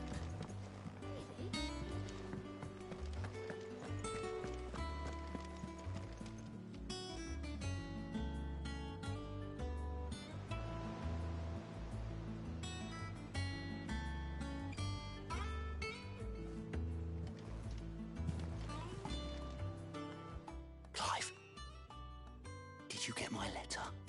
That's why I'm here. Shh. Otto might be listening. Is this better? A little. Listen, I've some bad news. It turns out the Hideaway may be slightly behind in its payment to certain lenders, and it's maybe my fault. But I swear to the goddess, I thought I had the numbers square. Sadly, that square turned out to be more of a circle. 0, you might say. I can straighten it out, I swear, but it's going to take some time, and I'm going to need help keeping it from Otto. Bit late for that, I'd say. There you are! What a surprise! So let me get this straight. You forget to pay our lenders what they're due, and instead of coming straight to me, you get Clive to come to you. And I hope he'll dig you out of the hole you've dug for yourself. Clive, the man in charge of the place you've been cheerfully trying to bankrupt. And you thought this was a cunning plan. Why? Well, who needs paying? Oh, just Martha. And the dame. And, well, Lady Karen. But only 500 talents. We owe 3 of our most trusted friends 5 million gil. Each. 5 million each. They lent us the bulk of the money we used to rebuild the hideaway, you see, and well... Those ledgers were my responsibility. And it was my decision to entrust them to you. This is my fault. Do we have that much to hand? I can always ask my uncle. No, we don't. And no, you won't. We've lightened Lord Rosfield's purse enough. After the king's ransom we had off him, he deserves better than to see our begging bowl. Besides, we'll need to learn to stand on our own if we're gonna make this work. All right. But that doesn't mean you have to shoulder the burden yourself. Is there anything I can do to help? There might be. How'd you fancy taking these to Martha and the Dame? Rocks. Rocks, he says. Worth 1,000 talents apiece, these are. A little something Sid and I set aside for when times got lean. And I reckon 15 million in overdue debt probably qualifies. I just hope our associates' eyes are a bit more discerning than yours. I'm sure they will be. Should be me making the rounds, really. But you know how it is with this place. Orders to bark, arses to wipe and all that. I know. Which is why I don't mind going in your place. Go. Do you know why I only gave Master Clive here 2 star rubies? Because you'd rather Lady Karen killed me. Because I'd rather Lady Karen killed you. Yes. Well, I suppose this is goodbye then. Don't worry. I'm sure Karen will understand. Really? Do you think so? No, I don't.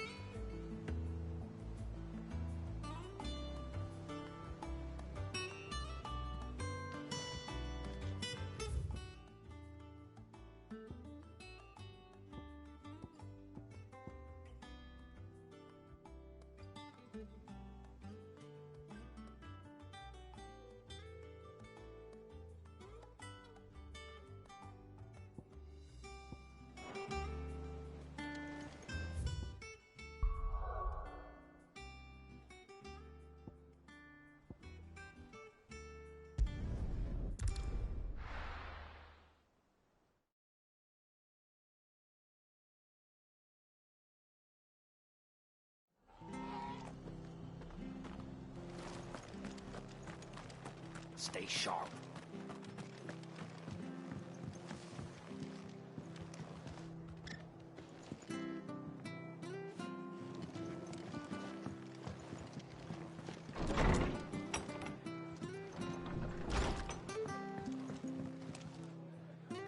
Clive, we weren't expecting you.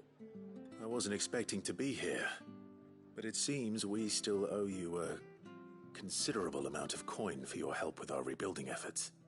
And though I doubt it's what you were expecting, we were hoping you'd take this as payment.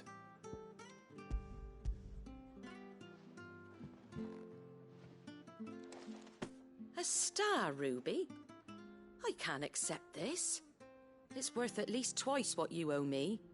More if you can find yourself the right buyer. Think of the difference as interest. Interest? If word got out I charged that much, no one would ever borrow from me again.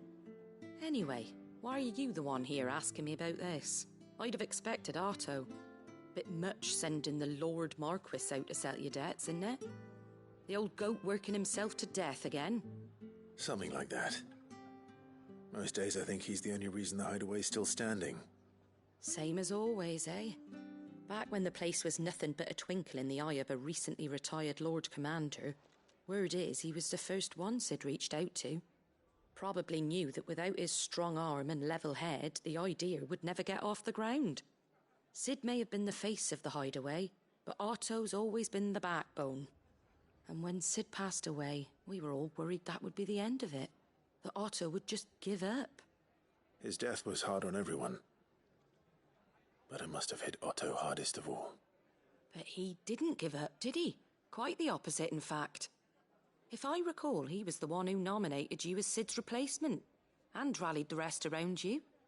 I reckon what he saw in Sid, he saw in you too. And don't we all? Doesn't hurt that you're half as stubborn and twice as handsome, neither. That, and you keep good company. I suppose I do.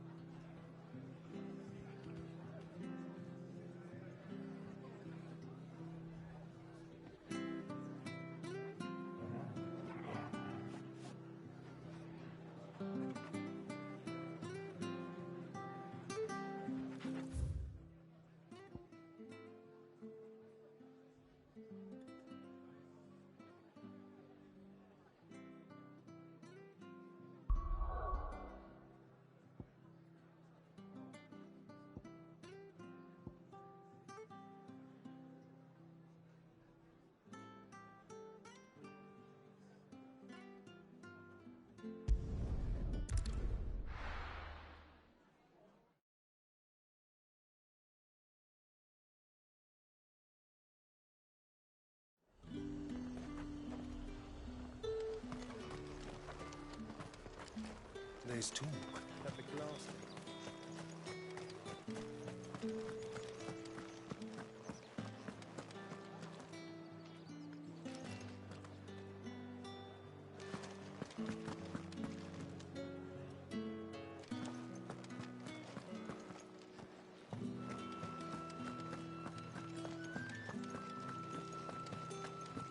Did you hear? The gates to heaven.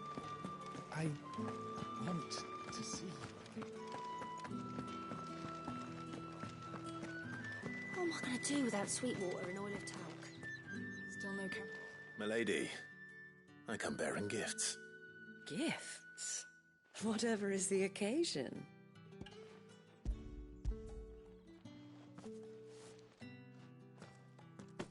Oh my.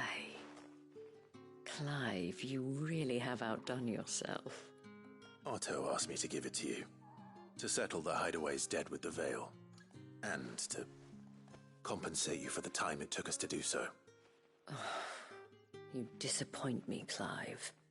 I thought you might finally be warming to me. Tell Otto he can keep his baubles. I tried to tell him as much the first time around. The man owes me nothing, nor does the hideaway. My contribution to the restoration effort was made freely and willingly. It was the least I could do. You once told me Sid did you a kindness. I'd like to do the same. Please, accept it. For my sake. And for Otto's. For all of us. For all you've done. It is rather fetching, isn't it? Very well. Otto is lucky to have you, Clive. I doubt anything could ever replace his son. But you and the others at the hideaway are the closest thing he has to family. Otto had a son. Long ago, yes. Sid told me Otto lost him when he was just a boy, and blamed himself for not being able to stop it. I don't know how it happened, whether there was anything he could have done, but it was clear that it weighed heavily on him. I didn't know. How could you have? I doubt anyone did. Besides Sid, I've never met a man more keen to bear his sorrows in stoic silence. An ill habit, given that both have always been surrounded by friends desperate to help them. I'm beginning to see that.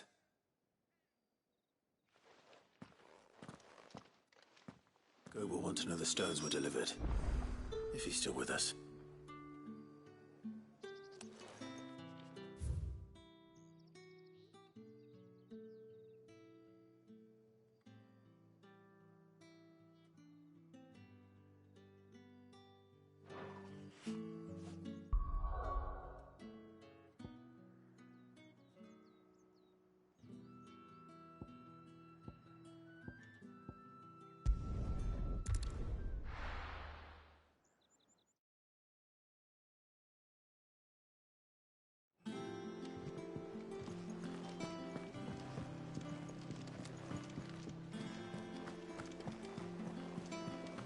Is that the thing Tomes helped to build? Ned told me she was building a ship.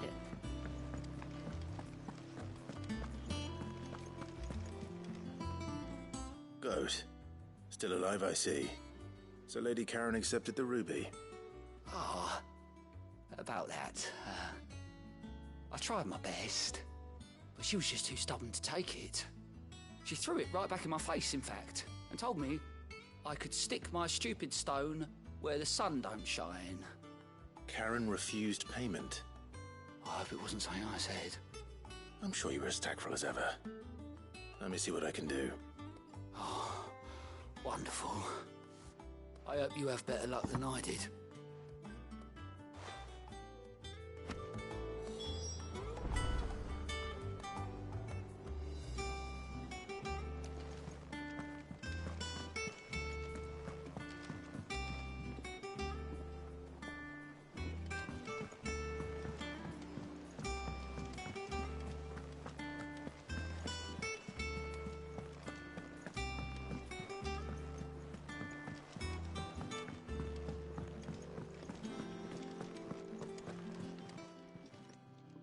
Lady Karen, Goad tells me you weren't happy with our offer. Would you prefer the debt was repaid in coin? What debt? I don't recall lending any of you lot me hard-earned gil. I may have tossed a talent or two in the Hideaway's coffers, but those were donations, and you can hardly call it charity if you go asking for it back. Of course not. But one good turn deserves another. And our circumstances have changed. Surely you wouldn't shun the gratitude of a pauper who happened to have become a prince. Oh, so you're a prince now, are you? Fine. But I'm selling it and taking what I'm owed, then you're getting the rest whether you like it or not.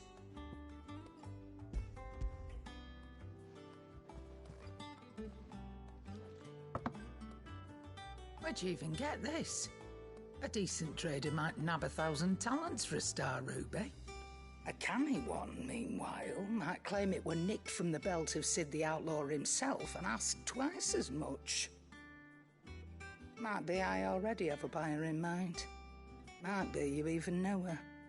A fine continental maid whose beauty's only eclipsed by a guile in commerce. You wouldn't mind, would you? Not at all. Just be sure to tell her that it's always a pleasure doing business.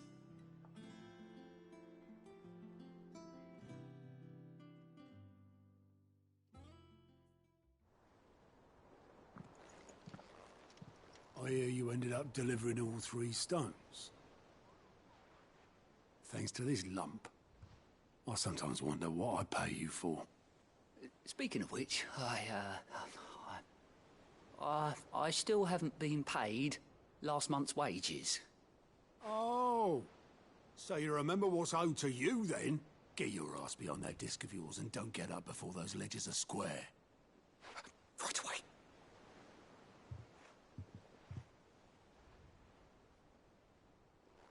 I've seen that before. Yeah, yeah. Plenty of times. It was the only goblet Sid ever used. Either out of habit, or because the filthy sod couldn't be bothered to find a clean one. I knew so little about him. Like most people. Martha and the Dame both seem to have fond memories of him. I bet they do. How long did you know Cid before he... Before he died? 20 summers, give or take. Back in the day, I was a purser on a trade ship, which is where I met him. He bought passage to... I forget where. And having nothing better to do on the long nights, we set up drinking island rum till the morning bell dragged me back to my duties. Quit my post not long after that, on account of making a fine maiden's belly fat. But me and Cid stayed close, promising we'd one day sail the seas again. That was before fate stepped in and said she was having none of it. The magic woke inside my son soon after his first name day, and there was no hiding his knack. Couldn't you and your family have... My family were the ones who summoned the constable, wanted the monster taken away.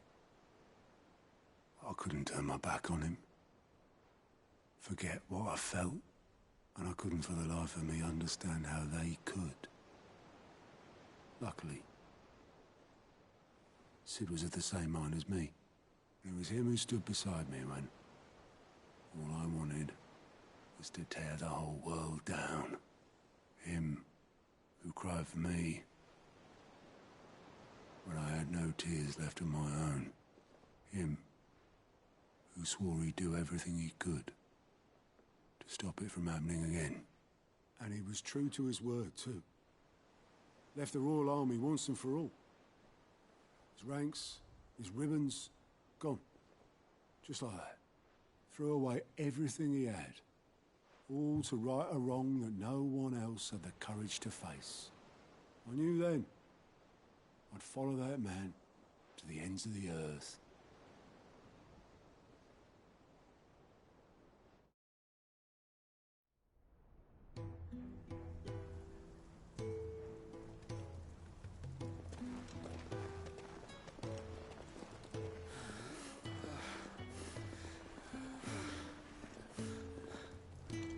He was always too clever for his own good, was Cid.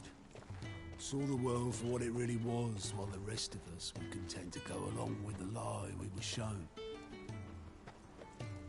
And it can't have been easy, bearing that burden alone.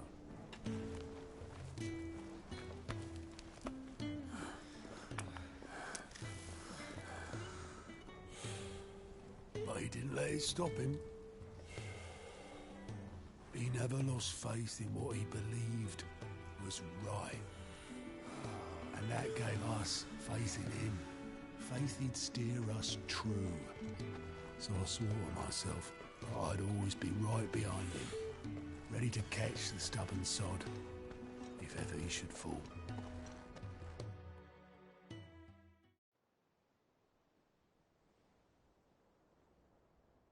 But I couldn't even do that.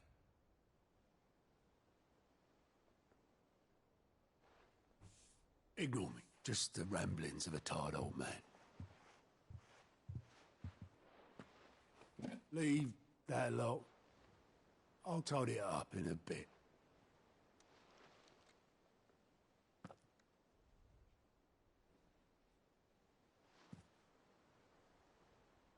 This is Cid's handwriting.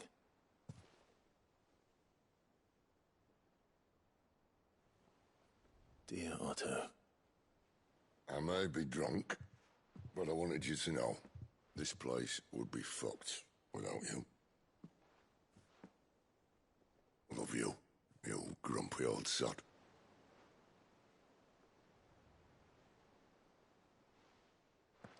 This note. Hmm? What about it? Cid was right. Without you, we'd all be lost.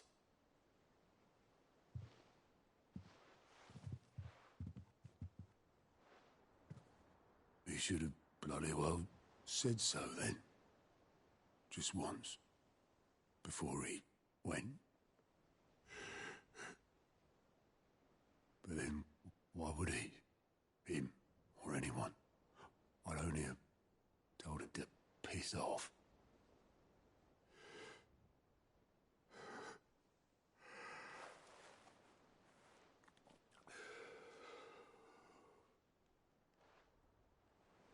You're wrong, though. Both of you. It was never just me keeping the hideaway afloat. It was all of us. I just shoved people in the right direction. I barely seem to be able to do that anymore.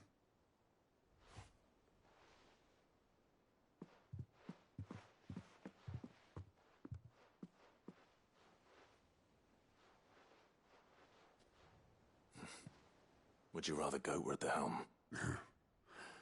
Well, maybe I've got a few more years left in me. I'm going to hold you to that, Otto.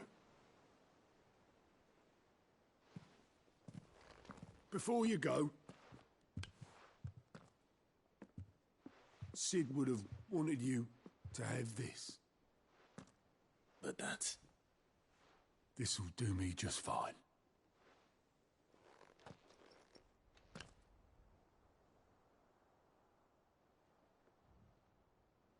Thanks for the ray of sunshine. I'll see if I can't pay you back. Already have.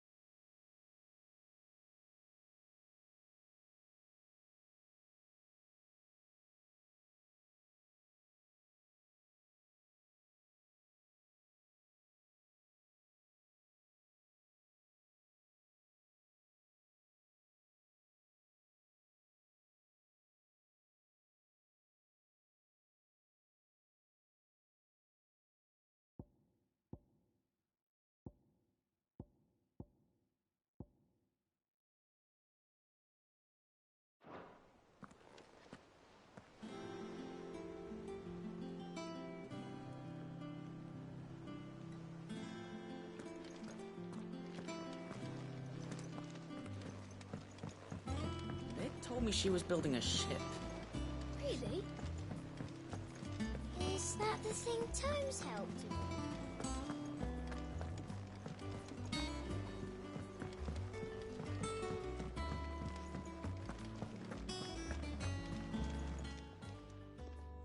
I got your note. You think something's wrong with Torgal? So you can read. Congratulations.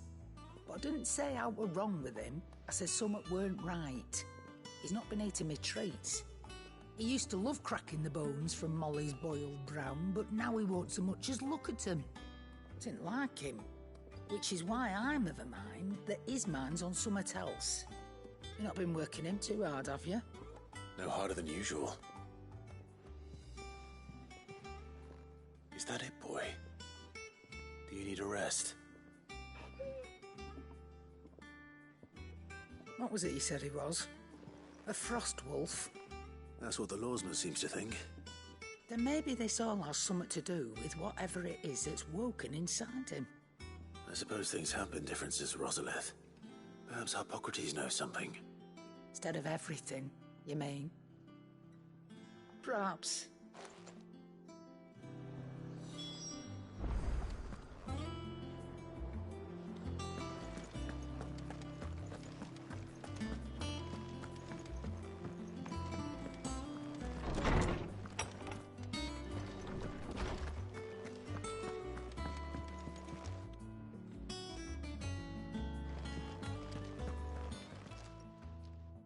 Lawsman, I need to ask you about Torgal.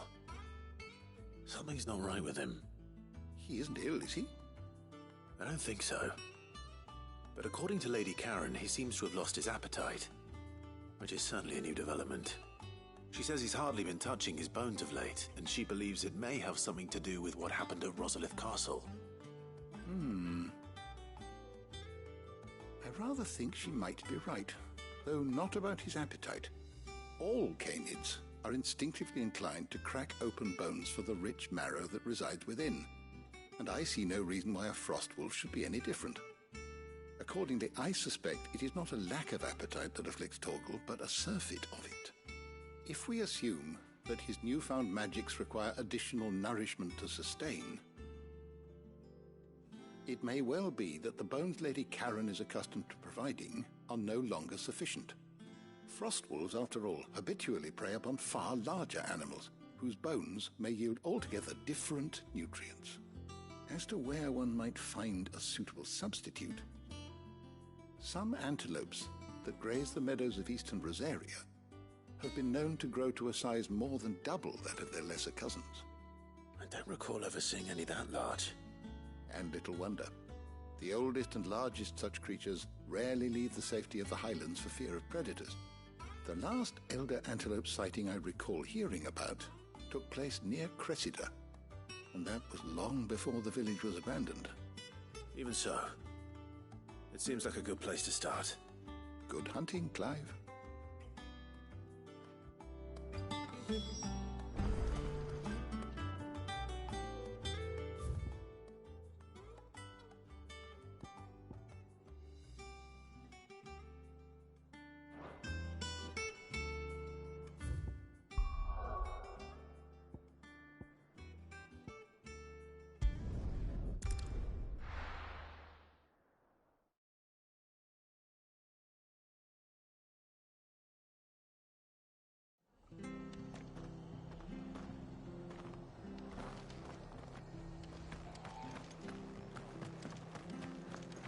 She had a man agree.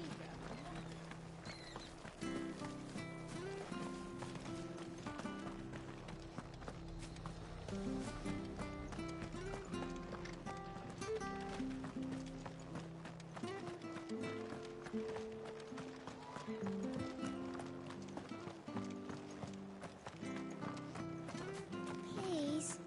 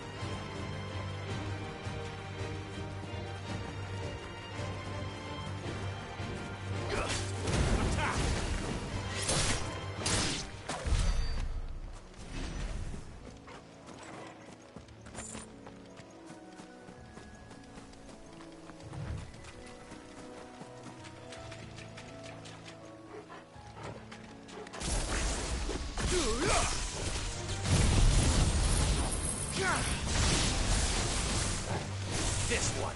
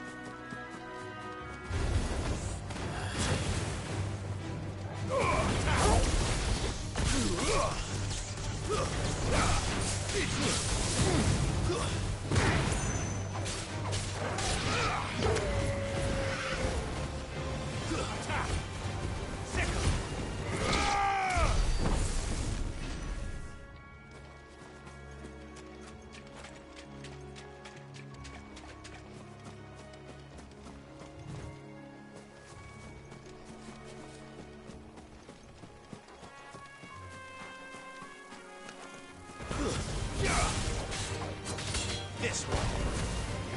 Stay down. Go for it. Get him.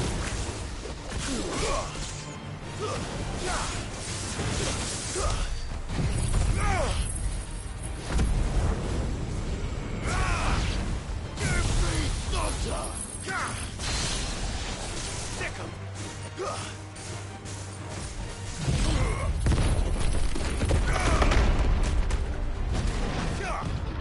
Too slow.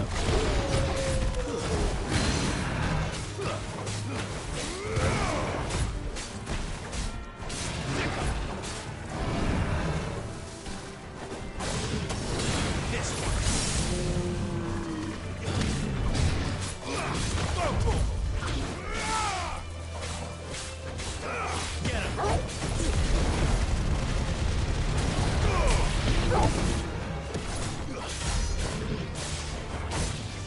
Get him.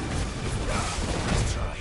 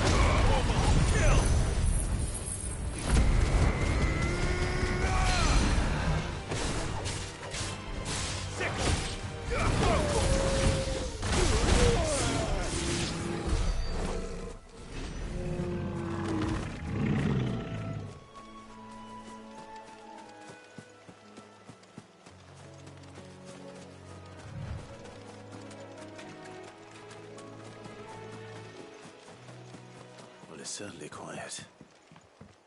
If I were a giant antelope, it would seem like just the place.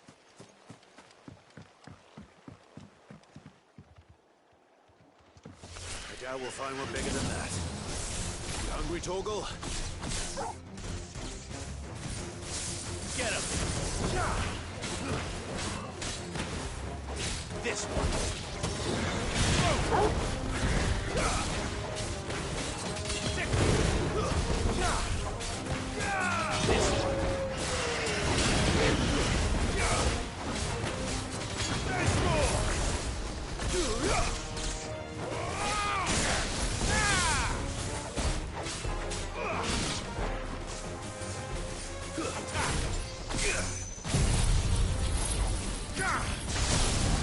Over here! This one.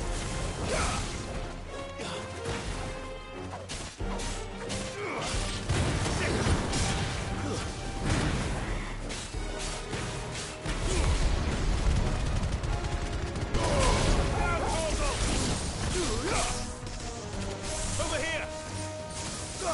Go, Tor! Over here! Go, Tor!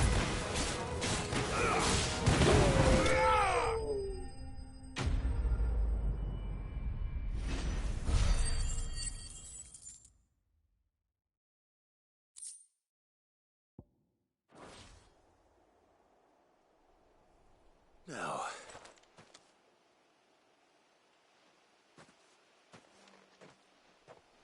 will it be enough, I wonder?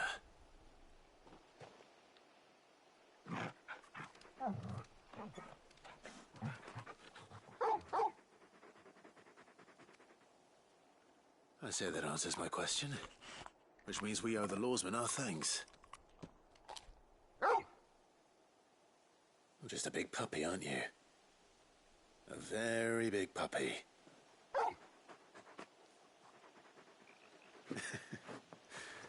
You do know you can take that with you, Torgal. Lady Karen will be relieved to hear you've got your appetite back. Come on, boy.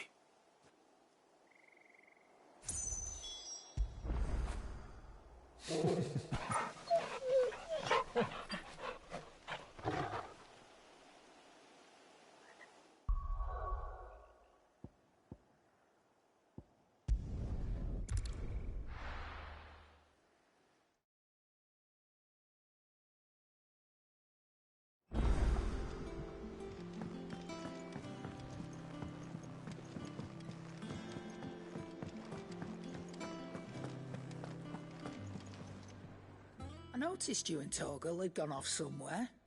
Take him for a walk, did you? You could say that.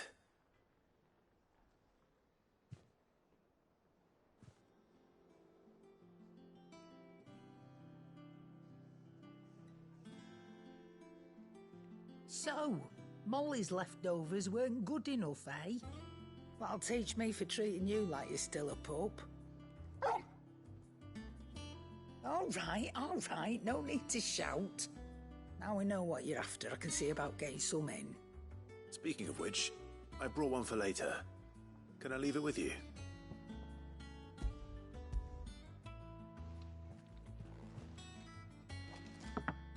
You can, aye. I'm nice like that. In return, you can thank Tomes for me. The bloody know-it-all. I was just on my way to see him.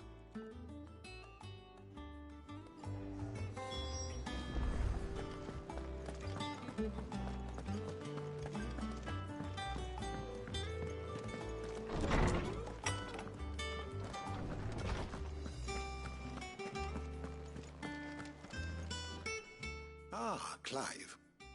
Were you able to locate your quarry? We were indeed, Lawsman. You pointed us in exactly the right direction. And Torgal's been a very happy hound ever since. Very good, very good. Lady Karen sends her thanks, by the way, for your part in solving the mystery. Ah. But that reminds me. After your last visit, I found myself pondering Torgal's talents. Do you recall our conversation concerning Lady Jill's role in Torgal's transformation? About how she somehow woke the power within him. Precisely that. A reasonable conclusion, I thought. But one which raised certain questions in my mind. You see, the Fenrir of legend served Shiva and Shiva alone. And while the powers attributed to him are certainly impressive, the records imply they are somewhat different in nature to those you described Torgal as having used. What are you suggesting?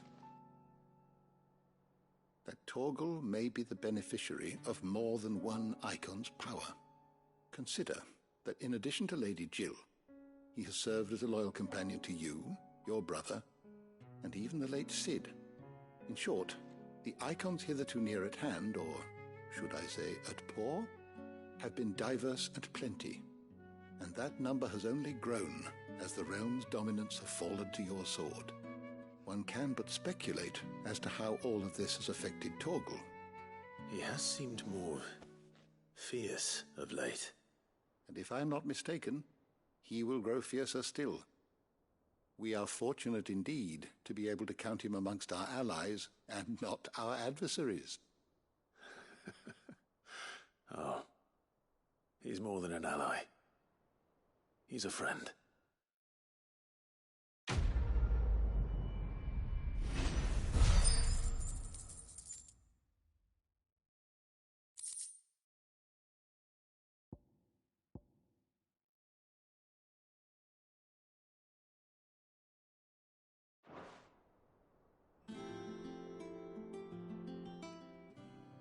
My knowledge is yours. You know, I sometimes forget that the study of history can have practical benefits. Do thank Mid for reminding me of that.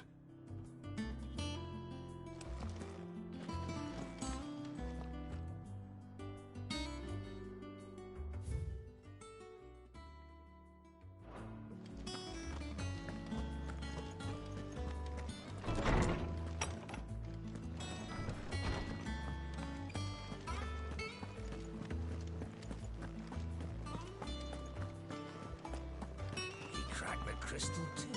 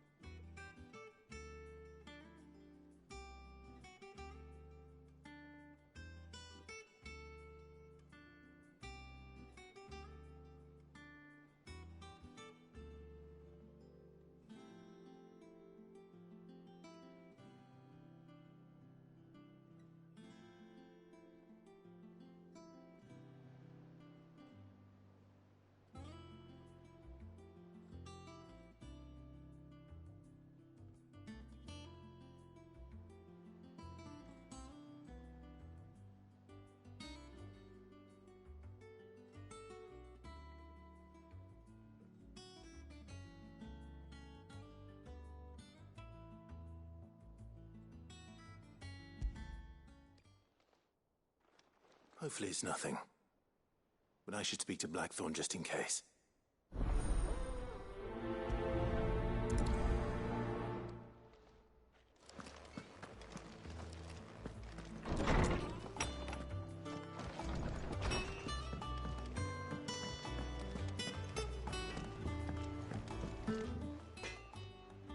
Blackthorn, do you have a moment? Not really, no. This won't take long. I just wanted to ask how you're getting on. August was worried about you, and you might still be doubting your craft, even after learning the trick of that cuirass. Is there something else weighing on your mind? Perhaps sharing your thoughts might help. That bastard's like a dog with a bone. Still, you've got a keen eye, I'll give him that. He's just, well, Karen showed me something. Something I've never seen before. And that was? A sword. An odd-looking thing with a single-edged blade. The metal itself wasn't anything to write home about, but fuck me. The edge on it. You could slice a man clean in two with a weapon like that, and he'd be halfway home before he even realized he'd been cut. So that's what's troubling you? No. Not troubling me exactly. More distracting. Can't stop thinking, how do you get an edge that sharp? It's driving me mad. And if you knew how to do it, we could arm the curse breakers with even better blades. That's about the size of it, yeah. I'll see what I can find out. Sharper swords are always welcome. And we can't have our master blacksmith being distracted. You're a soft touch, you know that. But I can't say I'm not grateful for it. Good luck, eh? Thank you. Let's see what Karen knows about this sword.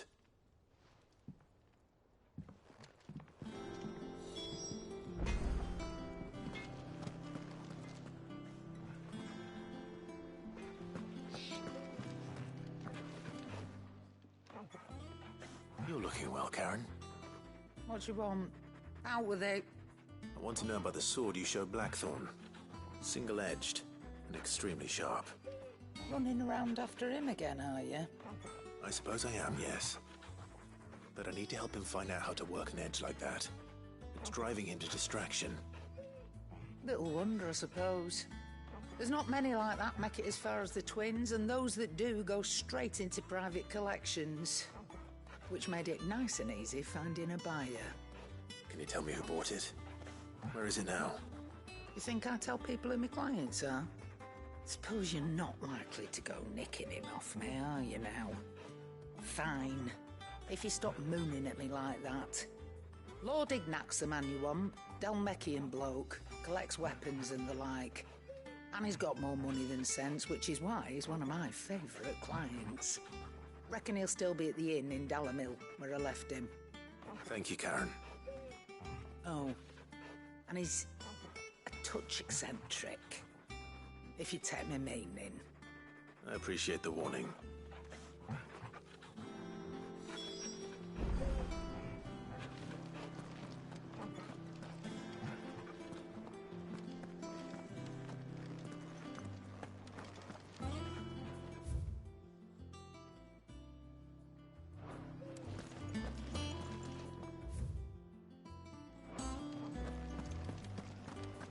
crack the crystal too.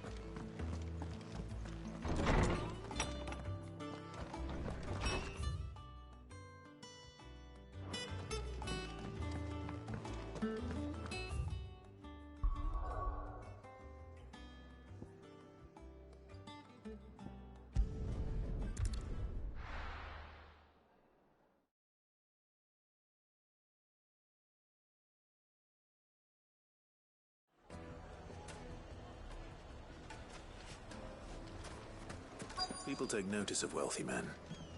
Shouldn't be too hard to track down Karen's collector. The St. Drape's Fang is gone. The whole Mother Crystal gone. What are we gonna do? Calm yourself. We don't know for sure. It could have just been a tremor.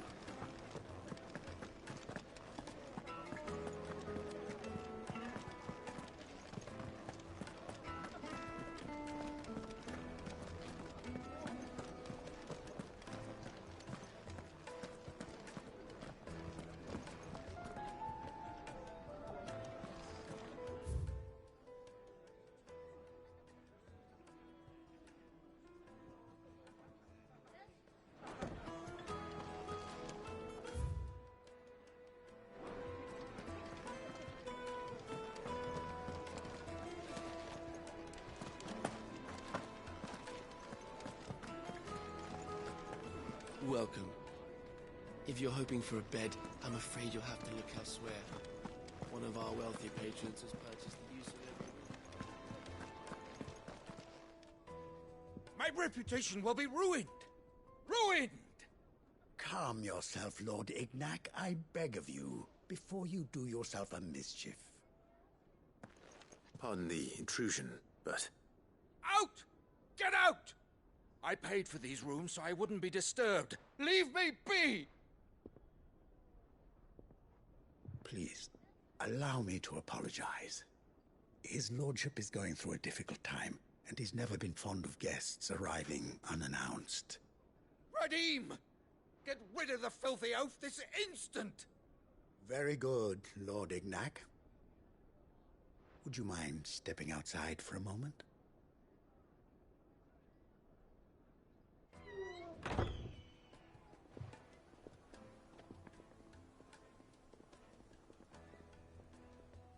I'm sorry if I've caused you any trouble.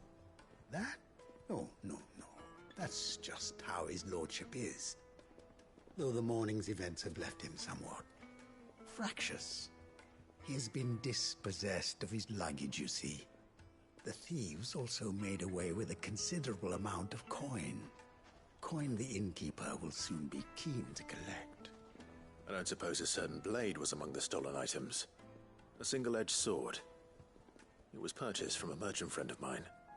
Ah, you know Lady Karen? Yes, I'm afraid it was. Then I'll retrieve Lord Ignac's luggage. But I have one condition. You have but to state it.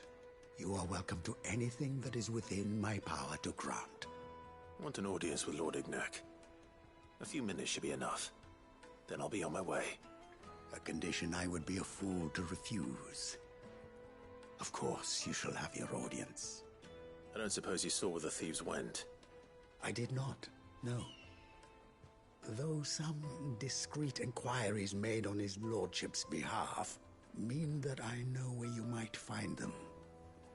The bandit's bed. Every ill-gotten coin in Dalimil is said to pass through that disreputable corner of the Val Croix. And that's where I'm heading. I shall speak to Lord Ignac in your absence, and arrange for an audience upon your triumphant return. That will be very kind of you. Farewell, and best of luck.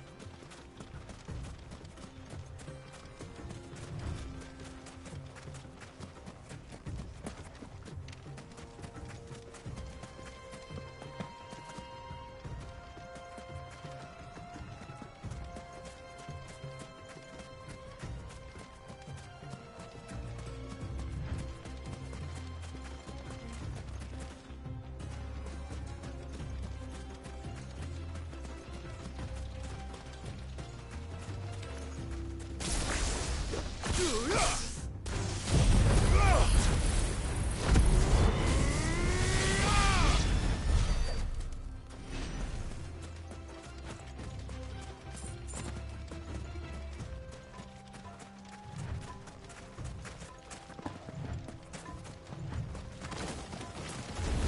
to fight. Get him!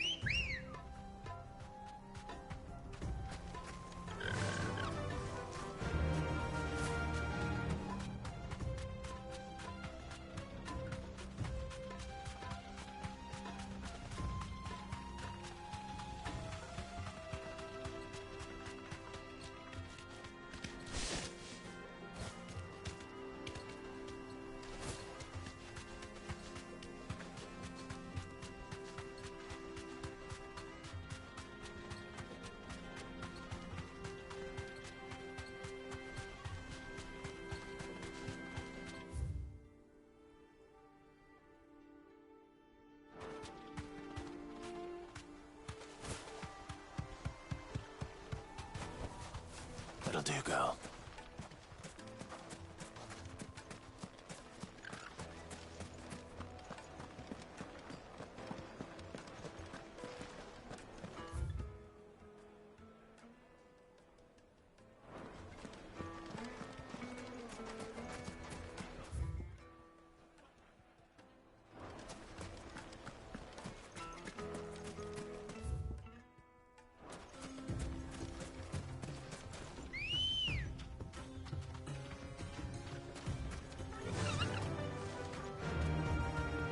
Fly, Ambrosia.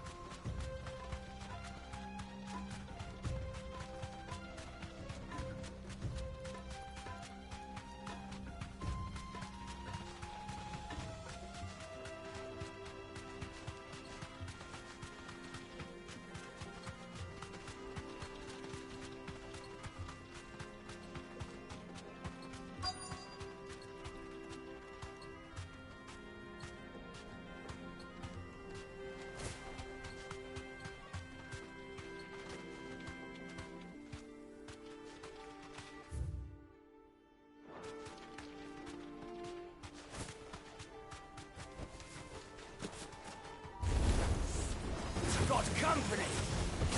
Come on, lads, let's tear the bastard's head off! Go for it! Get him!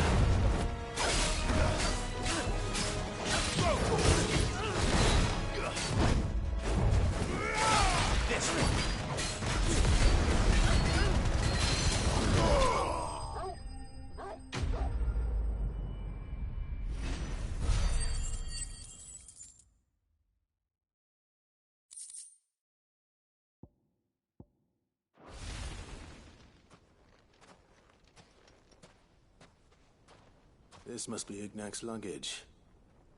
Nothing seems to be damaged. All right. Let's get it back to Dalamil.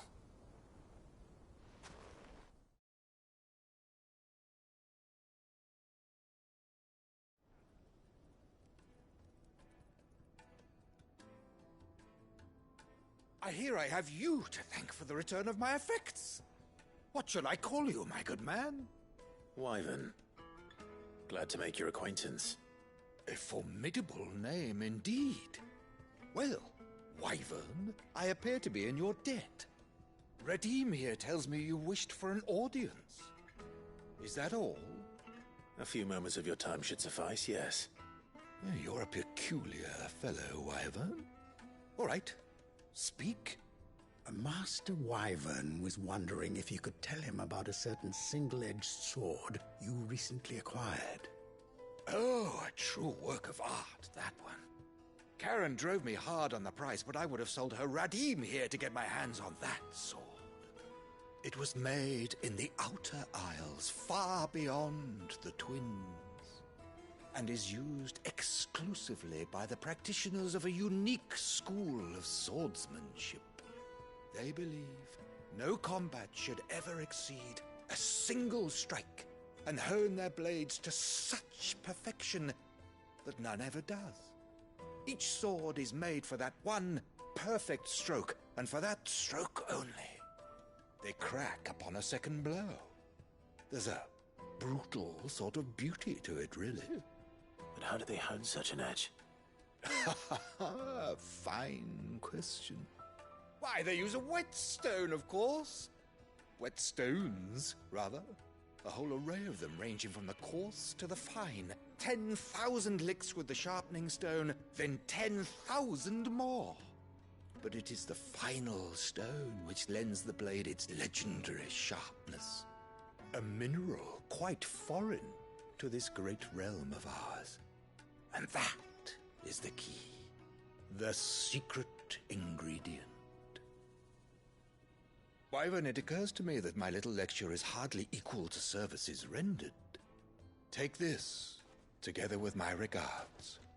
The very stone of which I spoke, far rarer among collectors than even the blade itself, and a far more fitting payment.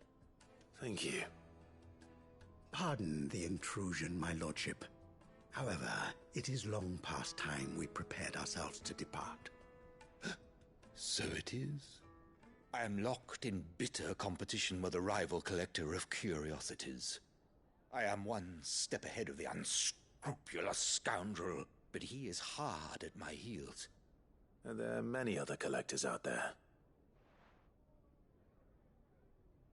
Too many to count, but only one do I consider my nemesis. Lord Byron Rosfield. And is a perennial thorn in my side.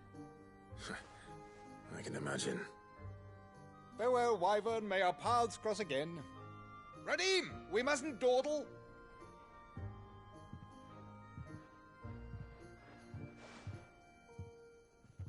I think his lordship is rather taken with you, Master Wyvern. Thank you again for your assistance. Coming, my lordship. I'll be right there.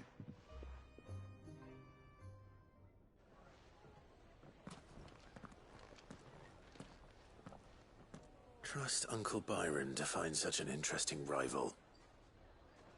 Now, let's see what Blackthorn makes of this whetstone, shall we?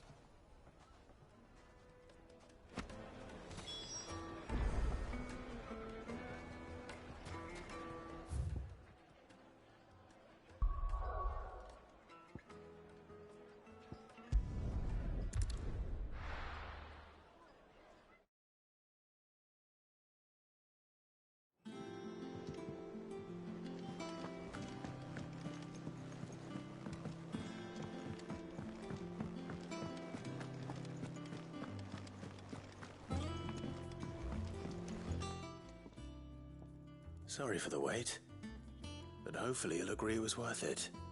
You learned something about that sword, then? I did better than that.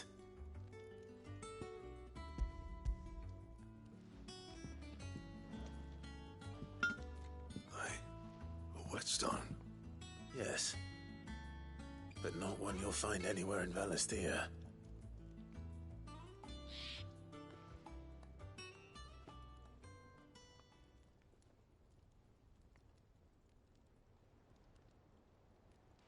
No wonder I couldn't get the same finish on the grinding wheel.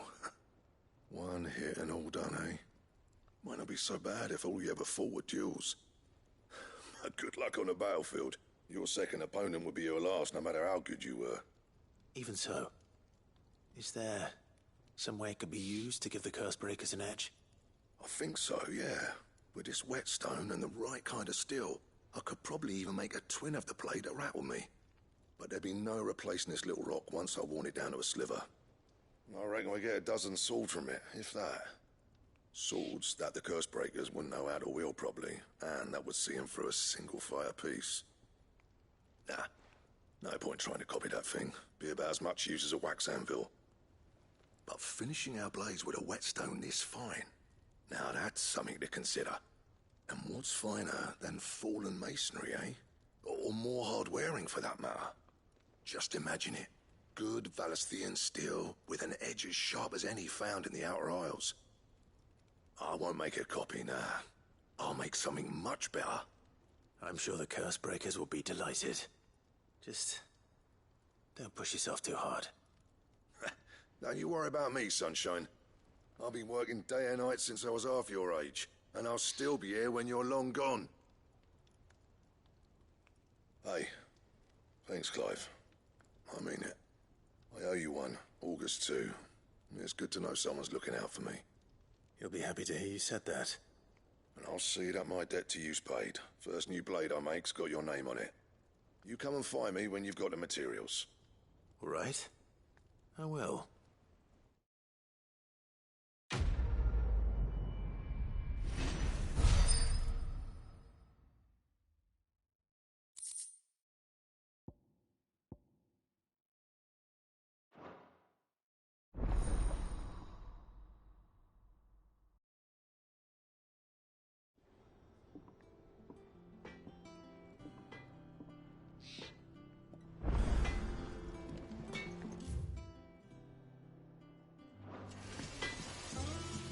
What do you need? So, what'll it be?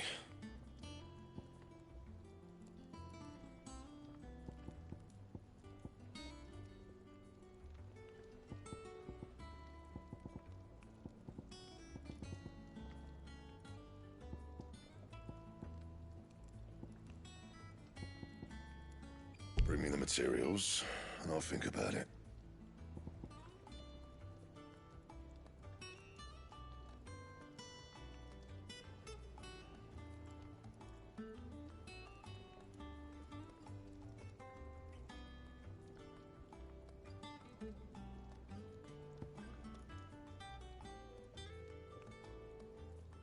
Don't waste my time. You ain't got the stuff.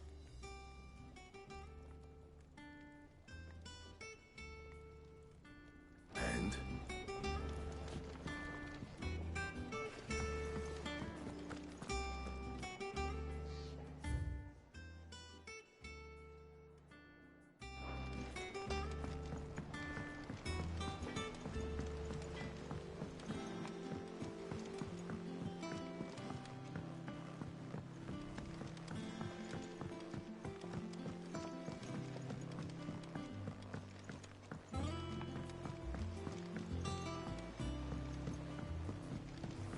Wish I could take one of our birds for a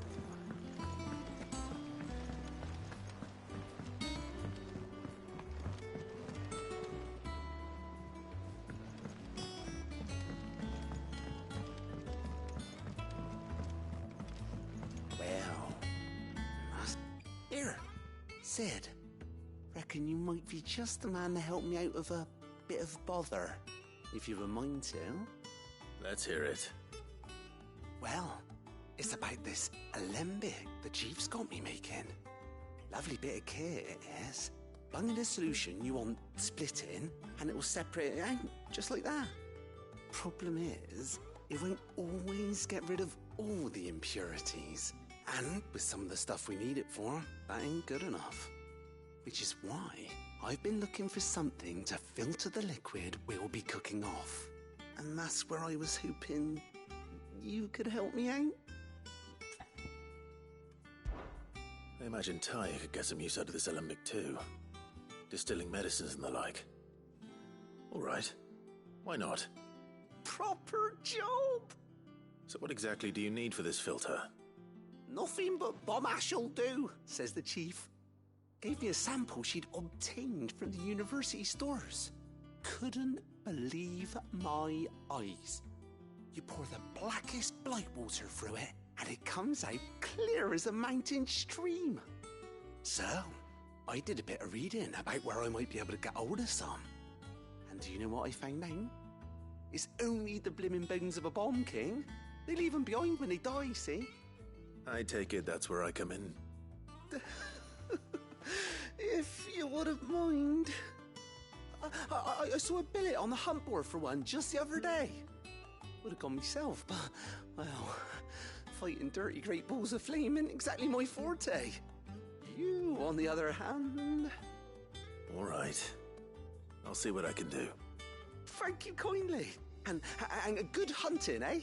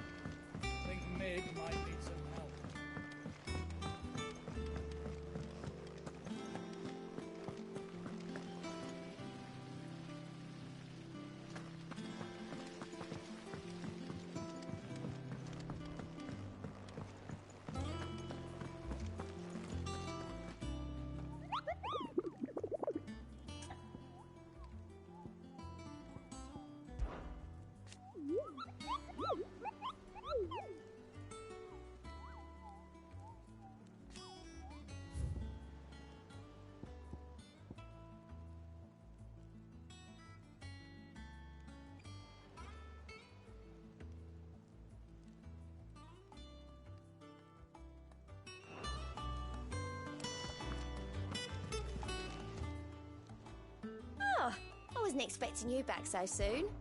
Come to claim your just desserts? All done?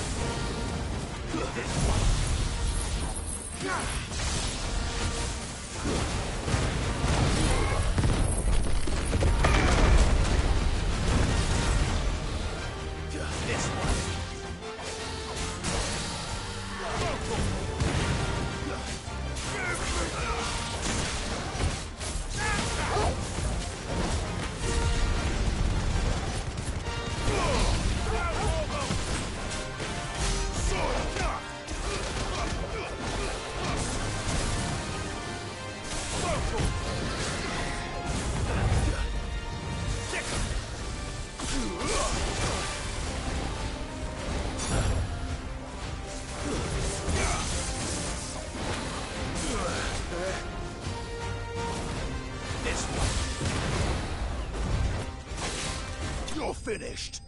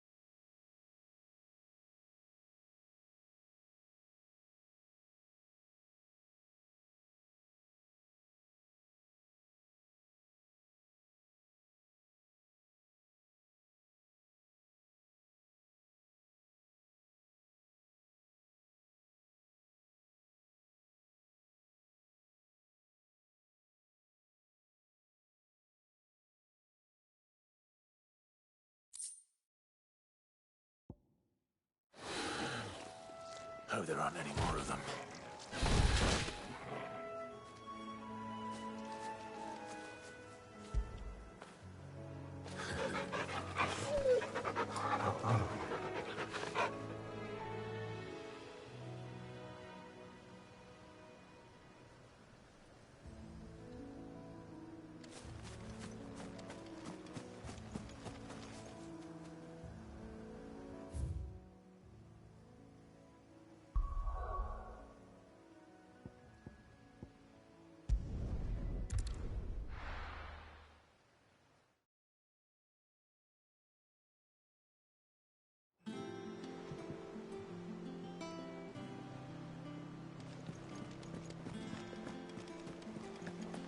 Was that the thing Tomes helped with? Ned told me she was building a ship.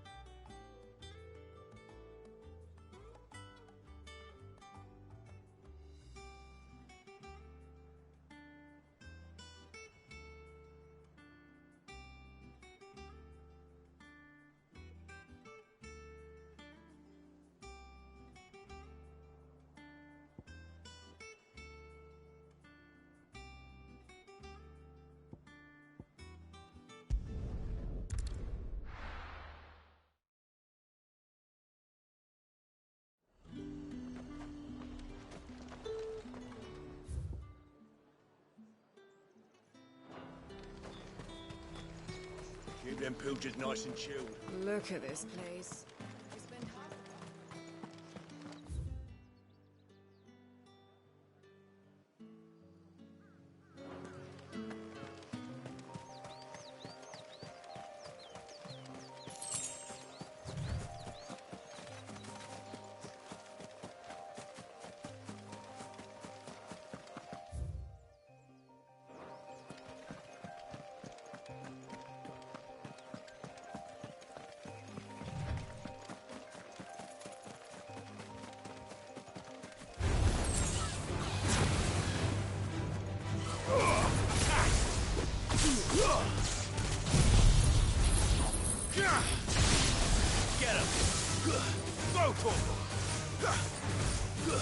Get him! Go for it!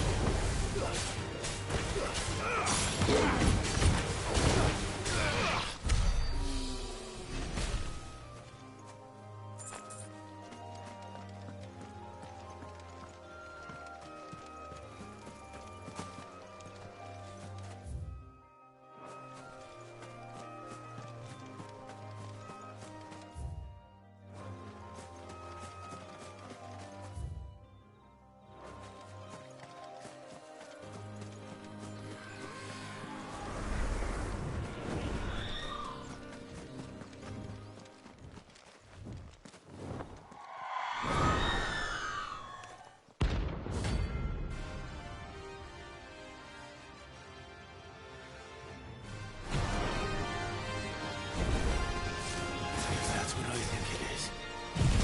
This isn't gonna be easy. Give me something!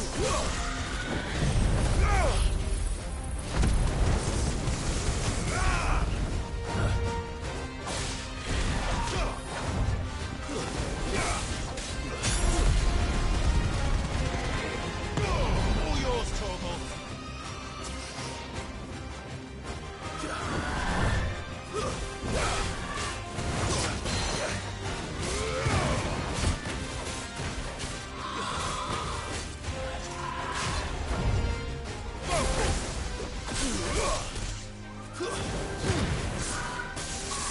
Nice try.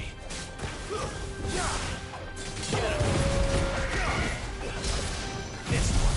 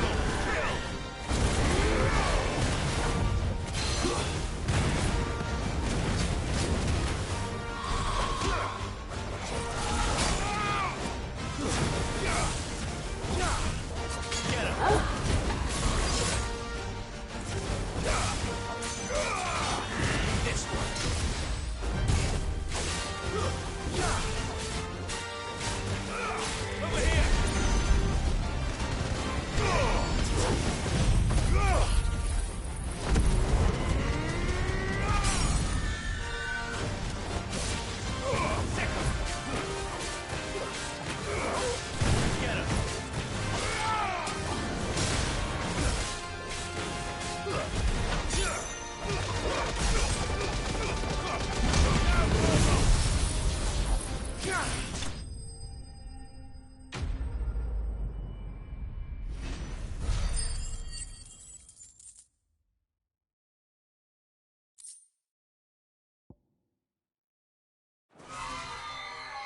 Rest well. I know I will.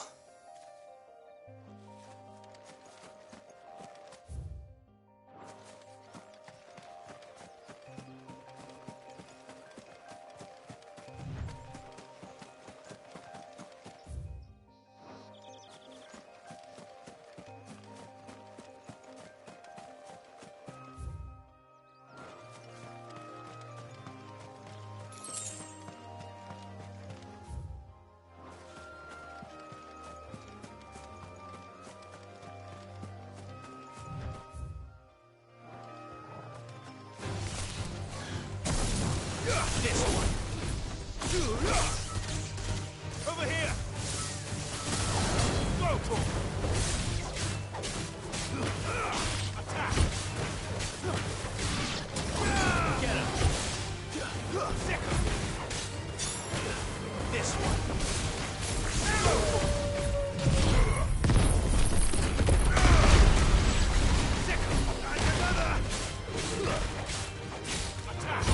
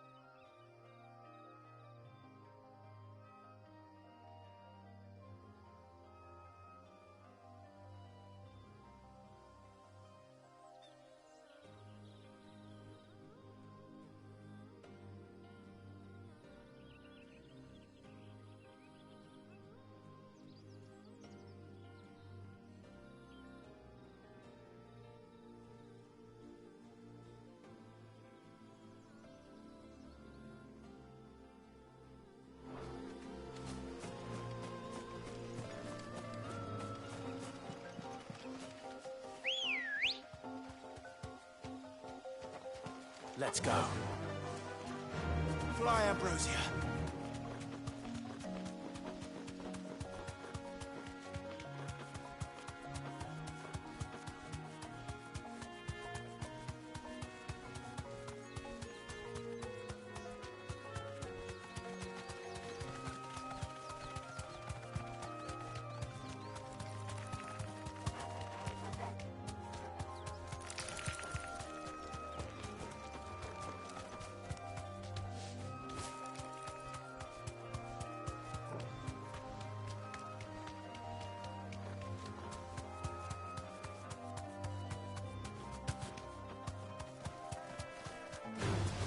All right.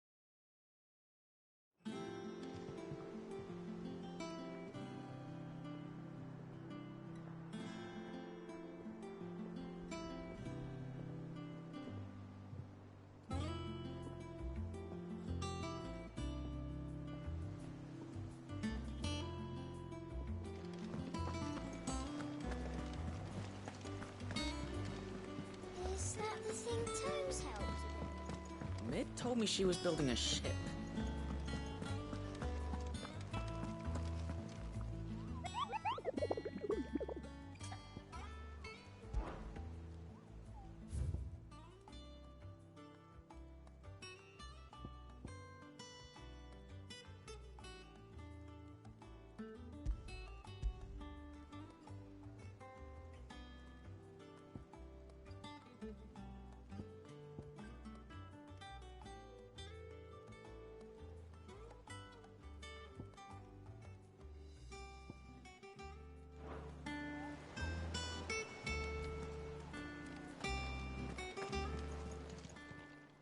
Welcome to the Patron's Whisper.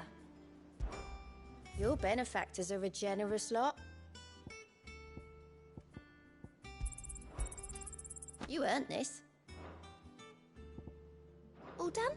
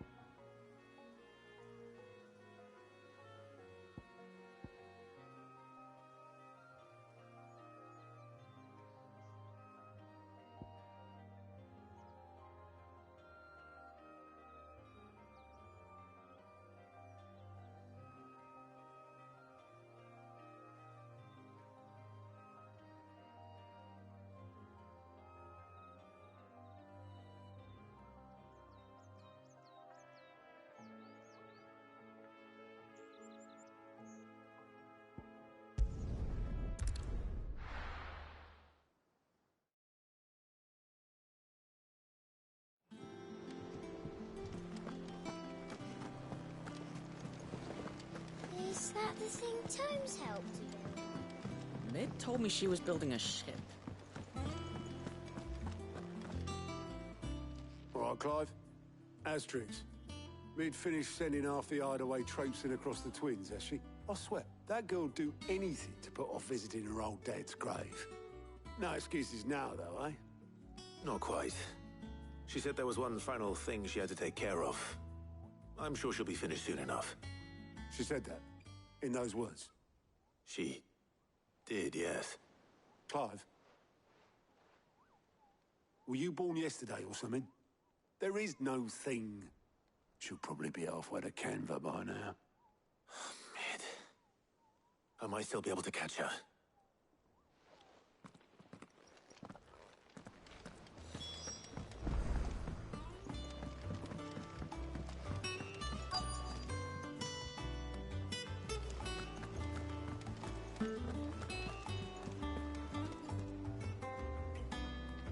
Obolus, have you seen Mid?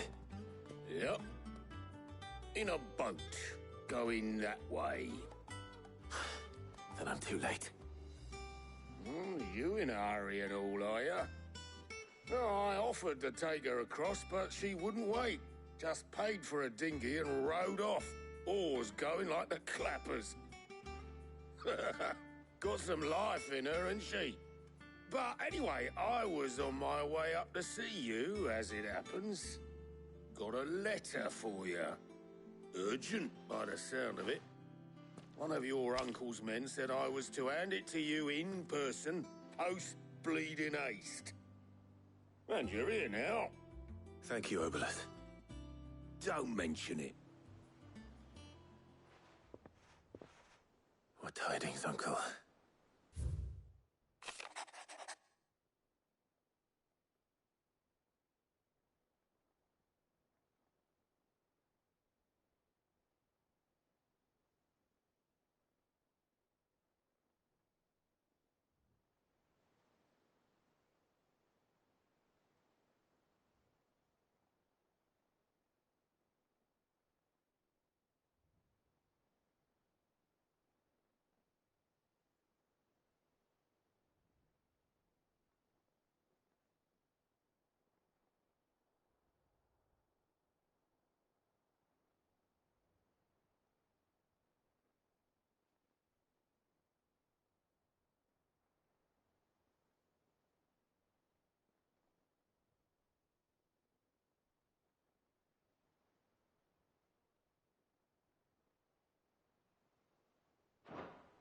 Trouble in Canva.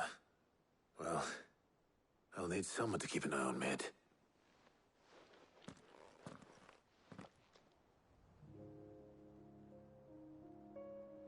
So what? Mid got us to do all the dirty work and then just sailed off into the sunset? It, seems that way. Well, nothing we can do about it now. But next time you plan on visiting Sid, you might want to tie her to something before you suggest it. Ah, don't be so hard on her. Gotta admit, the dirty work was kind of fun. Everyone pitching in and all that bollocks. Just like when we built this place. You're right. Anyway, we all set to head to the old hideaway. I could do with getting to Canva pretty sharpish. Wouldn't do to keep Lord Rosfield of the Seven High Houses waiting now, would it? Not after he asked for me personally. Gav will be leaving with me. Will you mind the place while we're gone? You can count on me. Just be sure to give Sid and the others my regards. All right.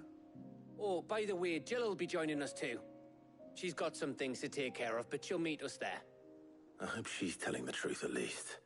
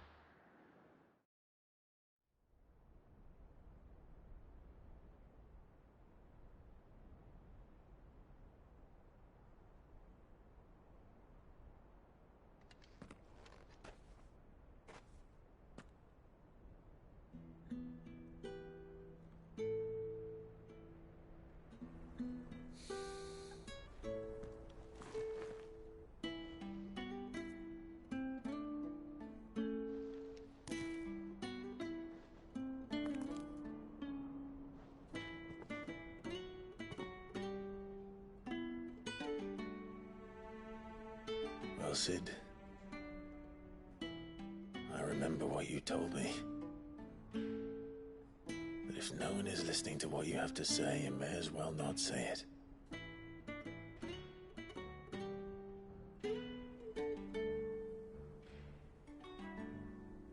But I will say this, old friend. Hugo Kuka is gone. His shadow looms over us no longer. It's a pity the Phoenix can't be in two places at once. If he'd have been with us, maybe he could have done something for the Lost. Not even the Phoenix can bring people back from the dead.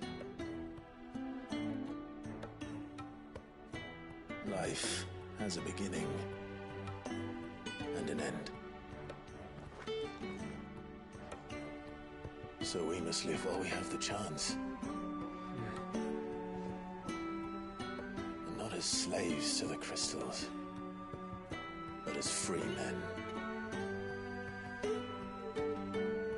May we join you?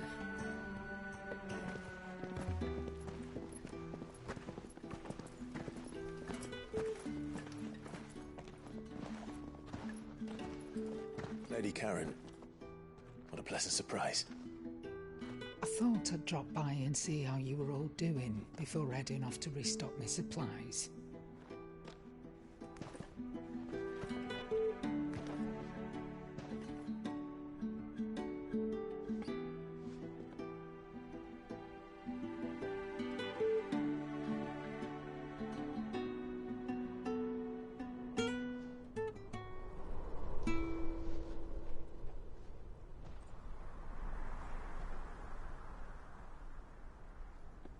It wasn't the most scenic view back then, but it were never as bad as this. I know. The Blight marches on. And soon, there'll be no escaping sights like these.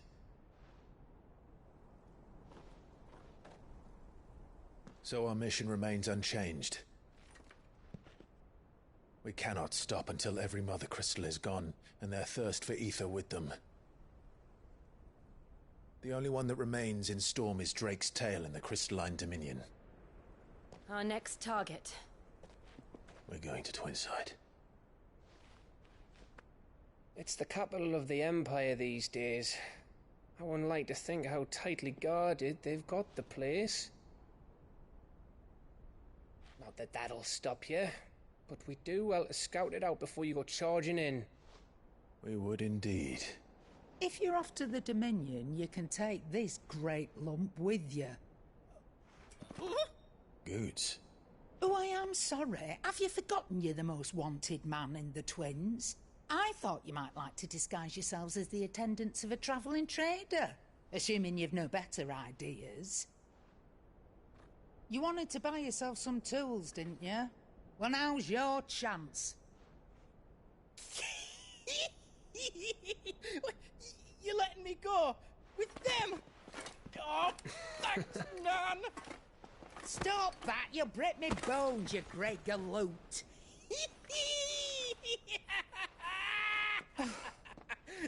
There's a caravan that runs back and forth between the Dominion and the Bocklad markets. It's managed by the Merchants Guild. Just show them Goots' traders pass, and you'll be on your way. It'll be a damn sight less risky than footing it the length of the Crystal Road. That's for sure. Thank you, Karen. And glad to have you with us, Goots. Okay then. I'll get me things, and I'll meet yous there. See yous down in Bocklad. Get off! Me poor fingers!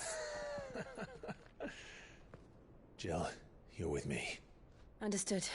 And Gav? Already on my way, Captain. Be careful. Aren't I always?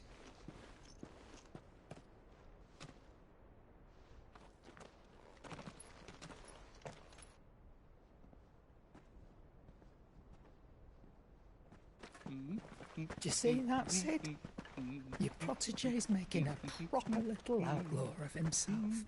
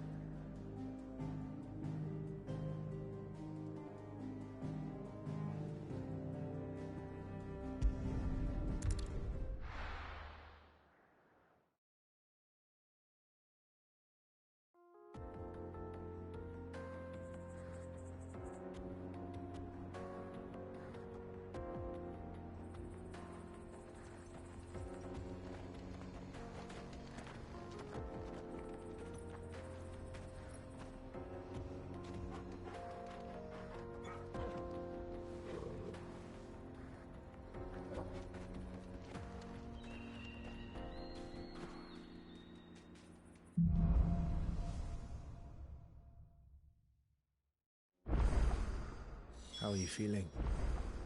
Better. Thanks to Taya. I'm glad to hear it. And Torgal helped too.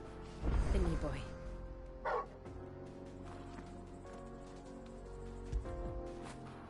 When did you get so big?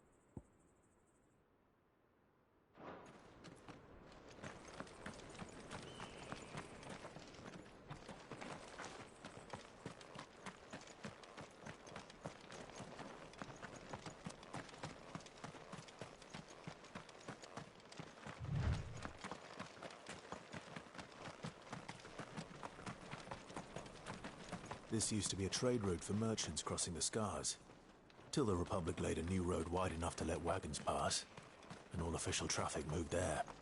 Leaving this one for those living outside the law. Indeed. I doubt we'll be the only outlaws on the trail today.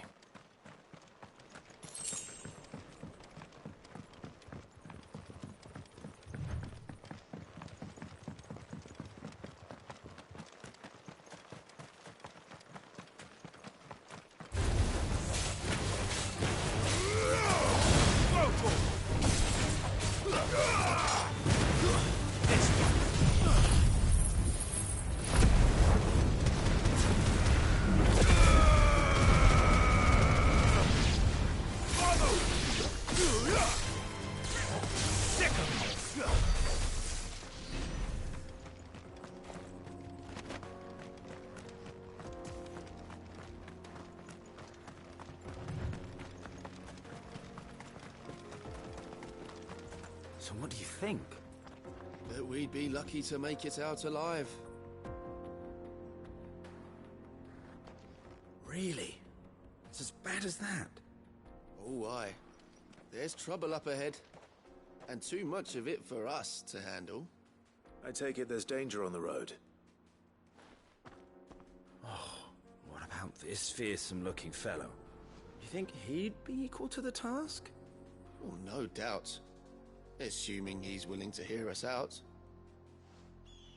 Well met, friend. My brother and I have been tasked with finding a merchant's missing cart. You seen it by any chance? How does a merchant misplace his cart? Oh, the man's a coward. When he thought goblins might come a-snarling, he ran, leaving his livelihood abandoned in the pass. He sent the two of us to fetch it, but it's gone. Now, I'm not much of a thinker, but I know the work of thieves when I see it. My brother's right on all accounts. And by my estimation, the bastards are lying in wait just down the road. We may have seen our share of action, true, but we've not got the skill in arms to boldly brave an ambush. You, however, have the look of a man who needn't fear a band of backwater ruffians. What do you say? Will you help us out? Chances are they'll come for you either way. But if you promise to lend us a hand, at least you'll pocket a reward for your troubles. Well, if I'm going to have to deal with them anyway. You've clearly got a fine head on those broad shoulders. We're lucky you came along. Now, hoping to make a heavy purse in Boklad, our merchant friend loaded his cart with as much as it would carry. Reckon he won't be forking over the rest of our fee if we don't find those goods. So, while you're seeing to those bandits, you keep your eyes open. All right. Just don't expect me to drag the cart out of there myself. No. You can leave the cart to us. You just put an end to those bandits and point us in the right direction. You do that, we'll take care of the rest.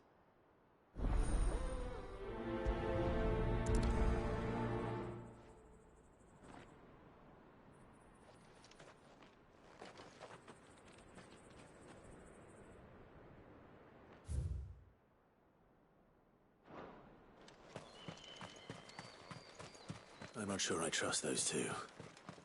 But if there are bandits lying in wait, I should probably take care of... Goodbye, you lot. We've got guests. These must be our bandits. Get him! This one. Nice try.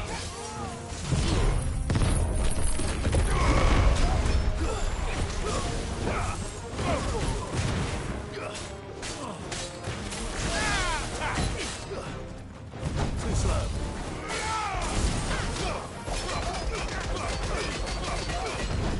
Nice try.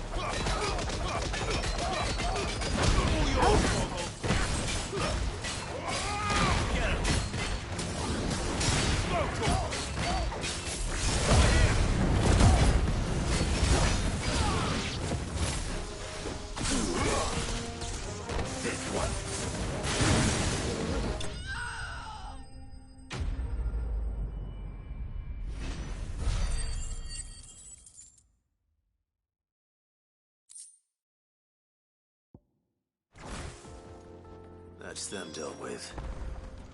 Now, where's that cart?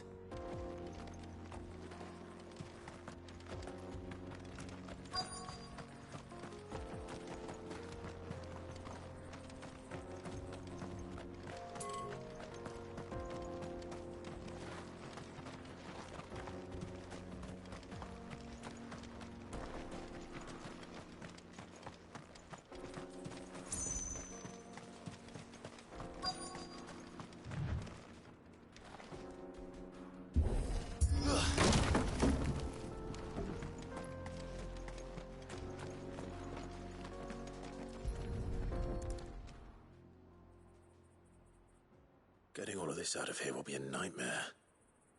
Seems we found ourselves the right man for the job, wouldn't you say?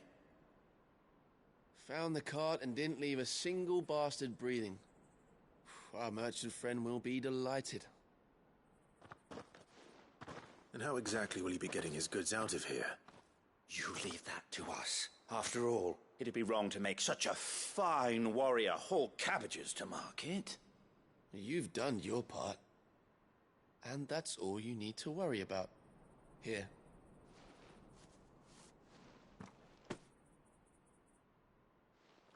It's been a pleasure. Now piss off. There's no need to be so rude, brother. What if we want his help again next time?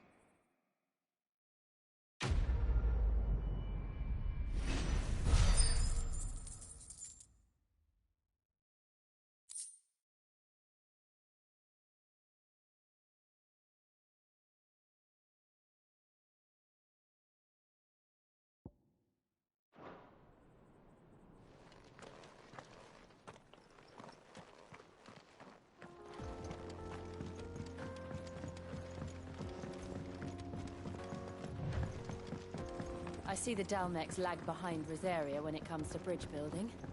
The fallen ruin should hold, at least. The path continues on the other side.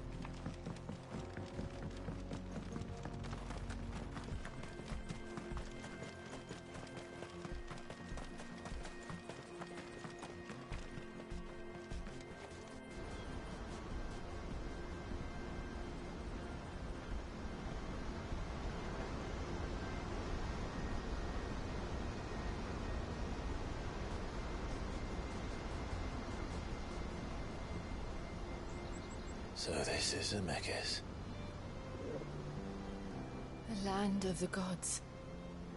It's even more impressive than I imagined. I remember being captivated by the story as a child. Long, long ago, man was overcome by avarice and challenged the gods in a bid to win their power. The final battle took place here, at these falls. Or so the legend goes. If anyone ever manages to plumb those depths, perhaps we'll learn if there's any truth to the tale. That the gods emerged victorious and punished man for his defiance by visiting upon him 2 curses. Dominance and bearers. To tell the truth, I always thought it strange that the dominant and their icons were deemed a curse. Back home, the dominant inherited the throne. They were admired and exalted, not spurned. Whenever I got to that part of the story, I always assumed there must be something I'd misunderstood. You had a lot of storybooks, didn't you? In your room, I mean. When we were young. The old legends were always my favorites. Epic battles between gods and men. Father encouraged me to read as much as I could. He thought it good for my education. You really were a boy like any other, weren't you?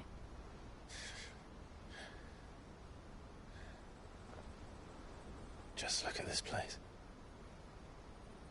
It's enough to make you believe the legends are true. I know.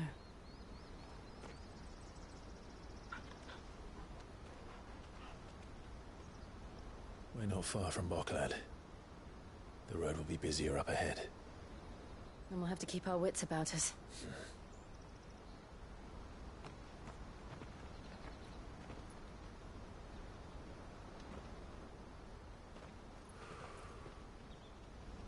Clive? Something wrong? Nothing. It's nothing.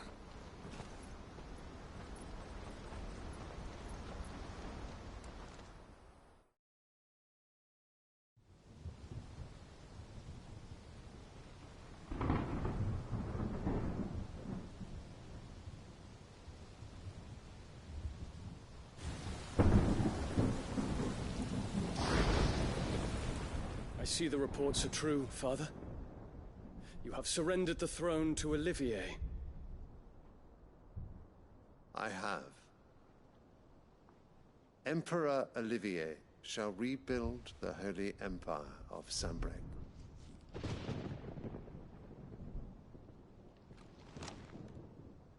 How is he to rule an empire? He is but a boy. I shall advise him until he comes of age. Father, please. Or for as long as I am able. The empire we seek to build needs young blood to rule it, and I can think of none better suited to the task.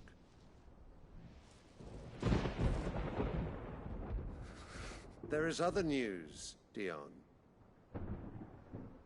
Hugo Kupka is dead, and Drake's Fang destroyed. The pillars of the Republic have fallen. Ere long, the Imperial banner shall fly over every city in Storm. And then Valisthea.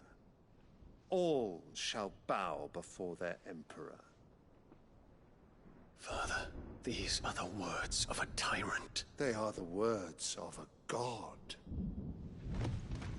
The Emperor whom I gladly serve. Great Grieger, made flesh.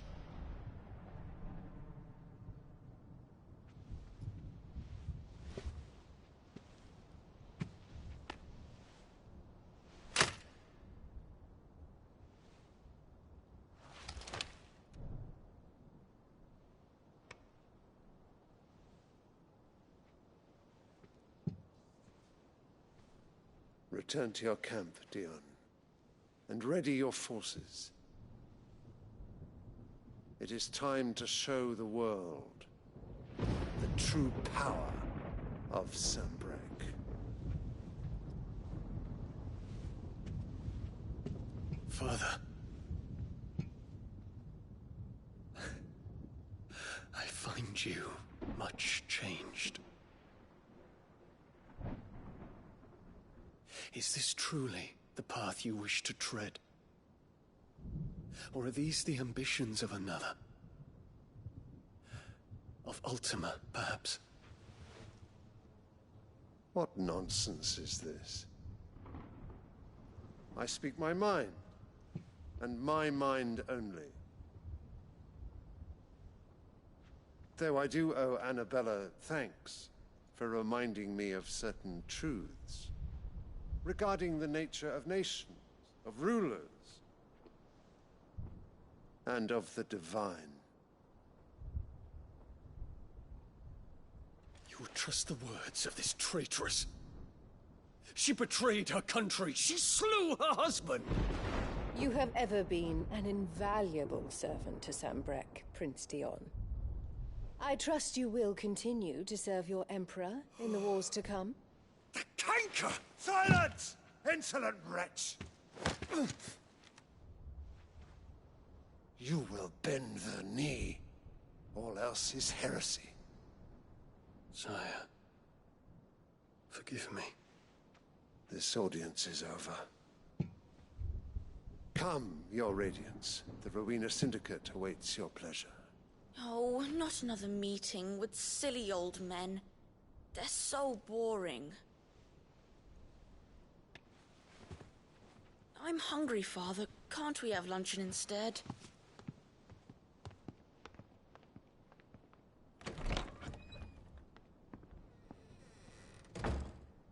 Does it pain you that you will not inherit your father's throne? I have suffered worse.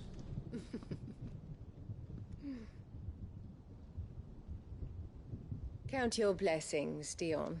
For a base-born child to be chosen by Bahamut is miracle enough. You have risen high on his wings, but you shall rise no higher, lest your impure blood stain the throne. What do you know of my blood?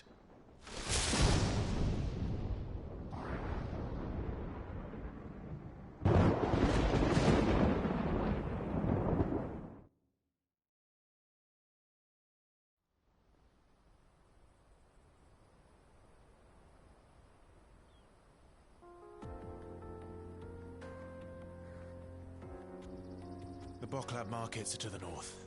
We just need to hug the coast.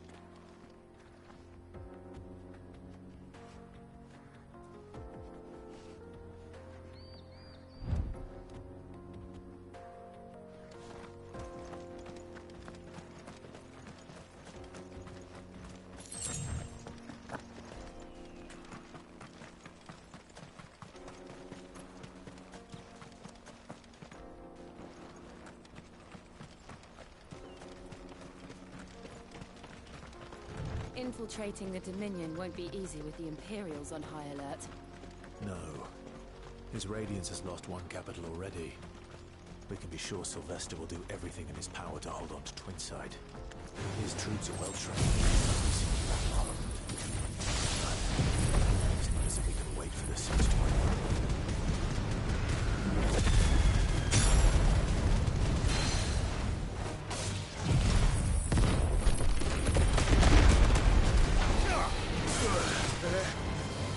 Too slow.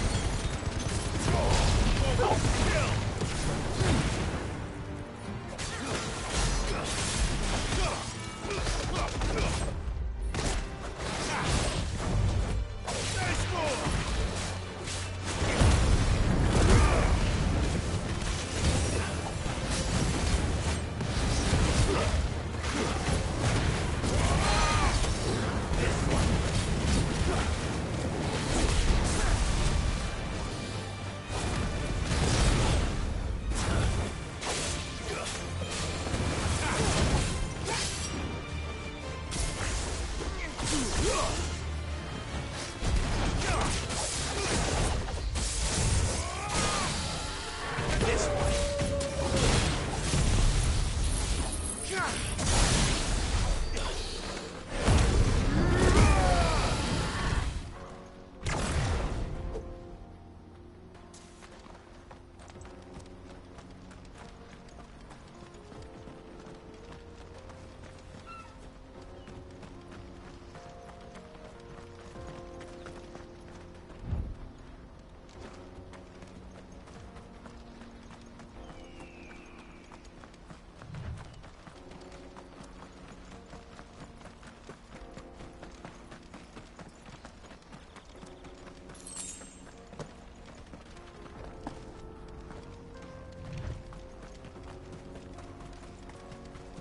They've closed the road to Randalar.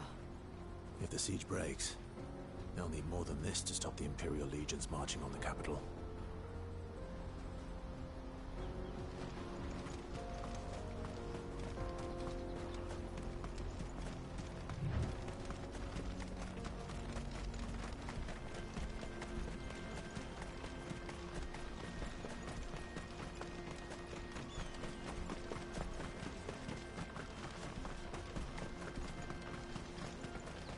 Not much further to go.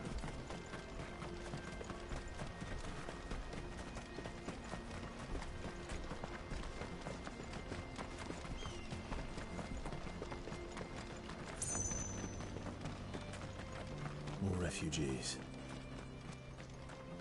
And they're all making for the Crystalline Dominion. Because they don't know how to live without the Crystal's blessing.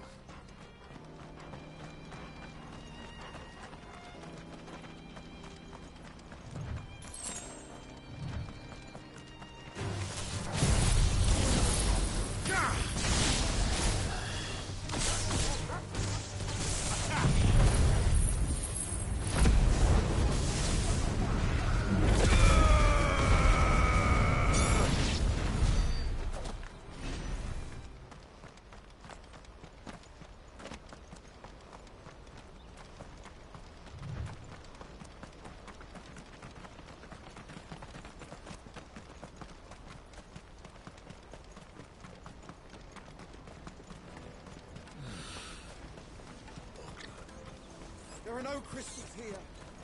This is where we're supposed to meet Goots, isn't it? That's right. He said he'd wait for us here after replenishing his supplies. I dare say he'll have finished by now. Porter for hire. Best service at the best price. Others will carry off your fortune. I'll just carry your goods.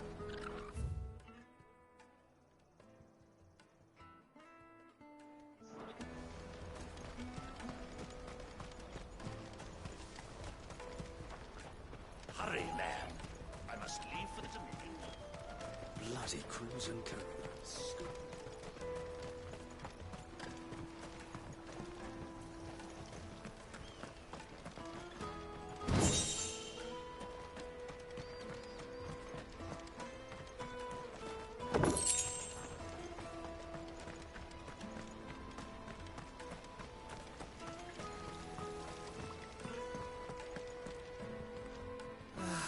If our new arrivals had brought any coin with them.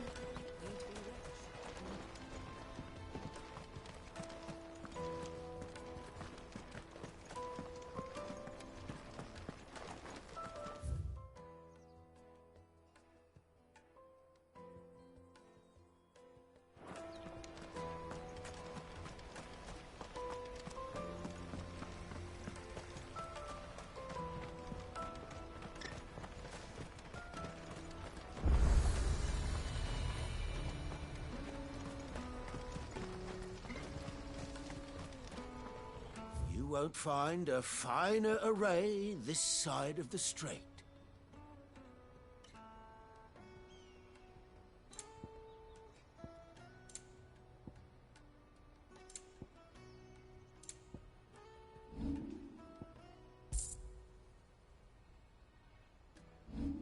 You're welcome anytime. Out of my sight. Wretch. I've no use for a branded who can't even fill my cup. Peaches and pears.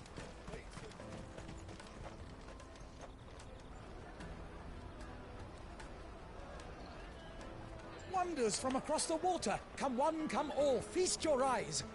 Good sir, can I interest you in...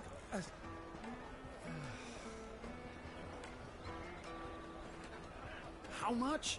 For a measly crust of bread? You won't find any cheaper. Not nowadays. But you're more than welcome to look.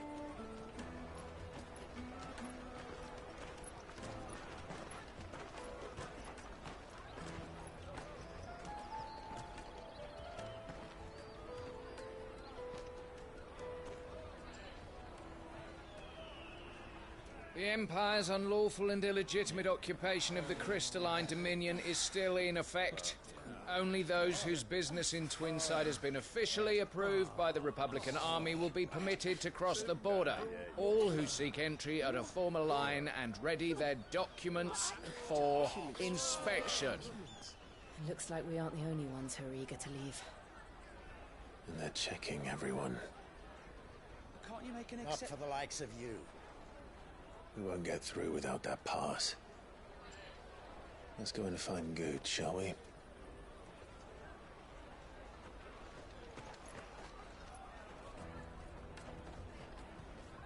He must be around here somewhere. Come taste my peaches. They're sweet as nectar.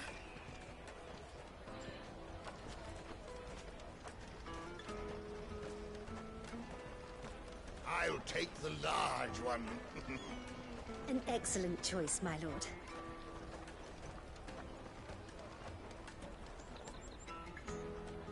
Ah, Good. There you are. Clive, I'm so sorry. Don't tell Nan, will you? Slow down, Good. Just tell us what happened. It's betrayed us, Pass. It's gone. We cannot ride the caravan without it. We won't even be able to get through the flipping checkpoint. Do you remember when you last saw it? It was in my pocket a minute ago. Then a bairn bumped into me and... Yeah. You don't think that they might have nicked it, do you? It wouldn't surprise me. A busy market like this is prime territory for pickpockets. So, to get the pass back, we need to find this child. Where would we even start? I know where! I've got a pal in Bocklad who might be able to help us. No one knows more about what goes on round here than she does. Where do we find her? She's the owner of the Crimson Caravans, up that way. Sign's got a red chocobo on it. No time like the present. You two go on ahead. I'm gonna check the rest of my stuff, make sure nothing else is missing. All right. We'll meet you there.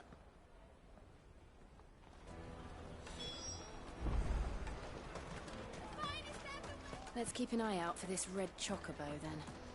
And the other on our purses. Caravan stops next to the checkpoint.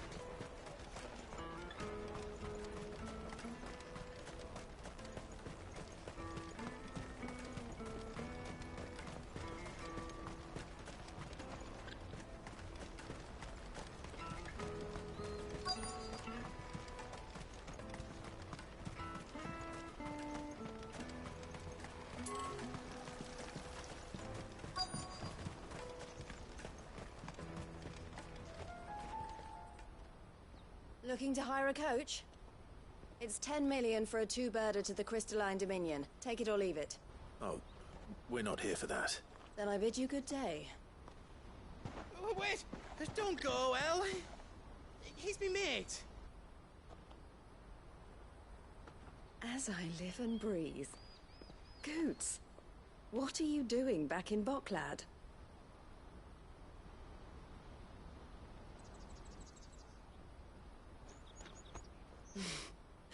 I gather Lady Karen didn't send you.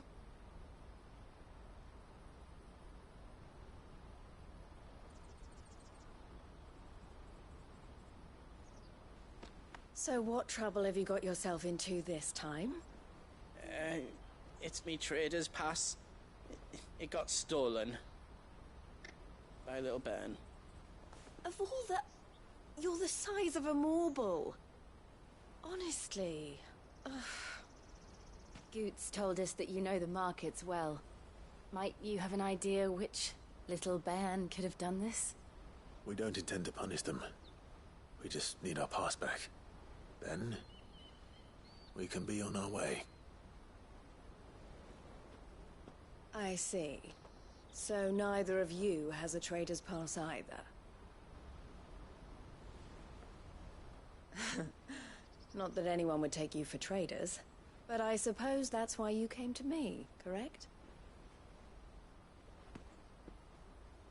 Now, I can't say for sure who took your pass, but I suspect I know why they did it. Let me explain.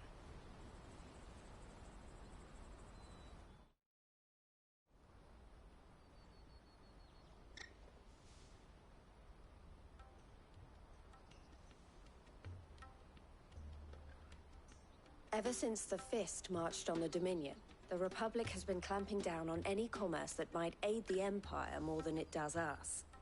Which means traders' passes have gone from being merely a way of easing one's progress to being essential if one wishes to cross the border at all.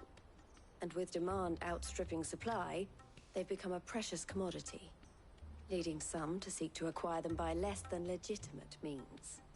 So the children are stealing passes to sell on the black market? Yes, and no. Passes are inscribed with the names of their owners, and yet none of the victims' names have appeared on the register of those passing through the checkpoint. Which means? That someone is doctoring the stolen passes. The same someone who is encouraging the children to steal them. And the same someone who has Goots's pass, no doubt. Whoever they are, they're ruining the livelihoods of honest merchants, which is why we've decided to take a stand. Will you stand with us? You want to get your pass back, and we want to ensure that no more are stolen.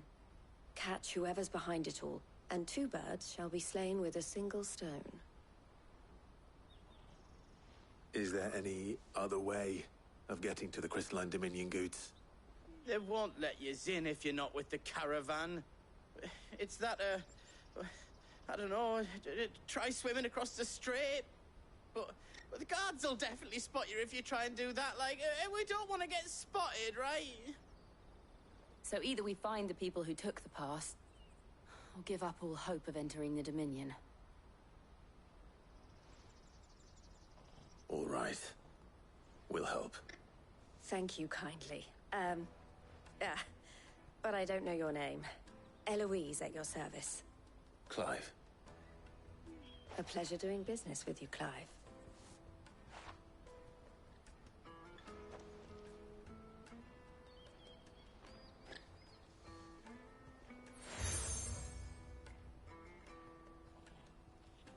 The proprietor of the furniture makers by the coach stop is spearheading the search. Wear that, and he will know you for a friend. I suggest that you speak with him first. The furniture makers. Understood.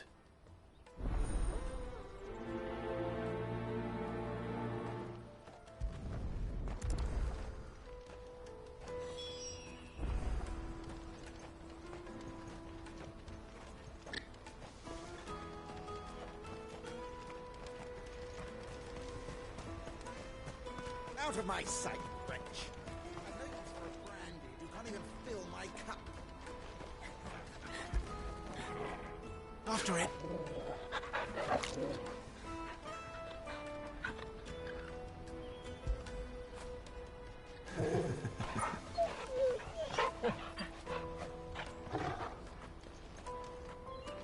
Peaches and pears, beets and beans.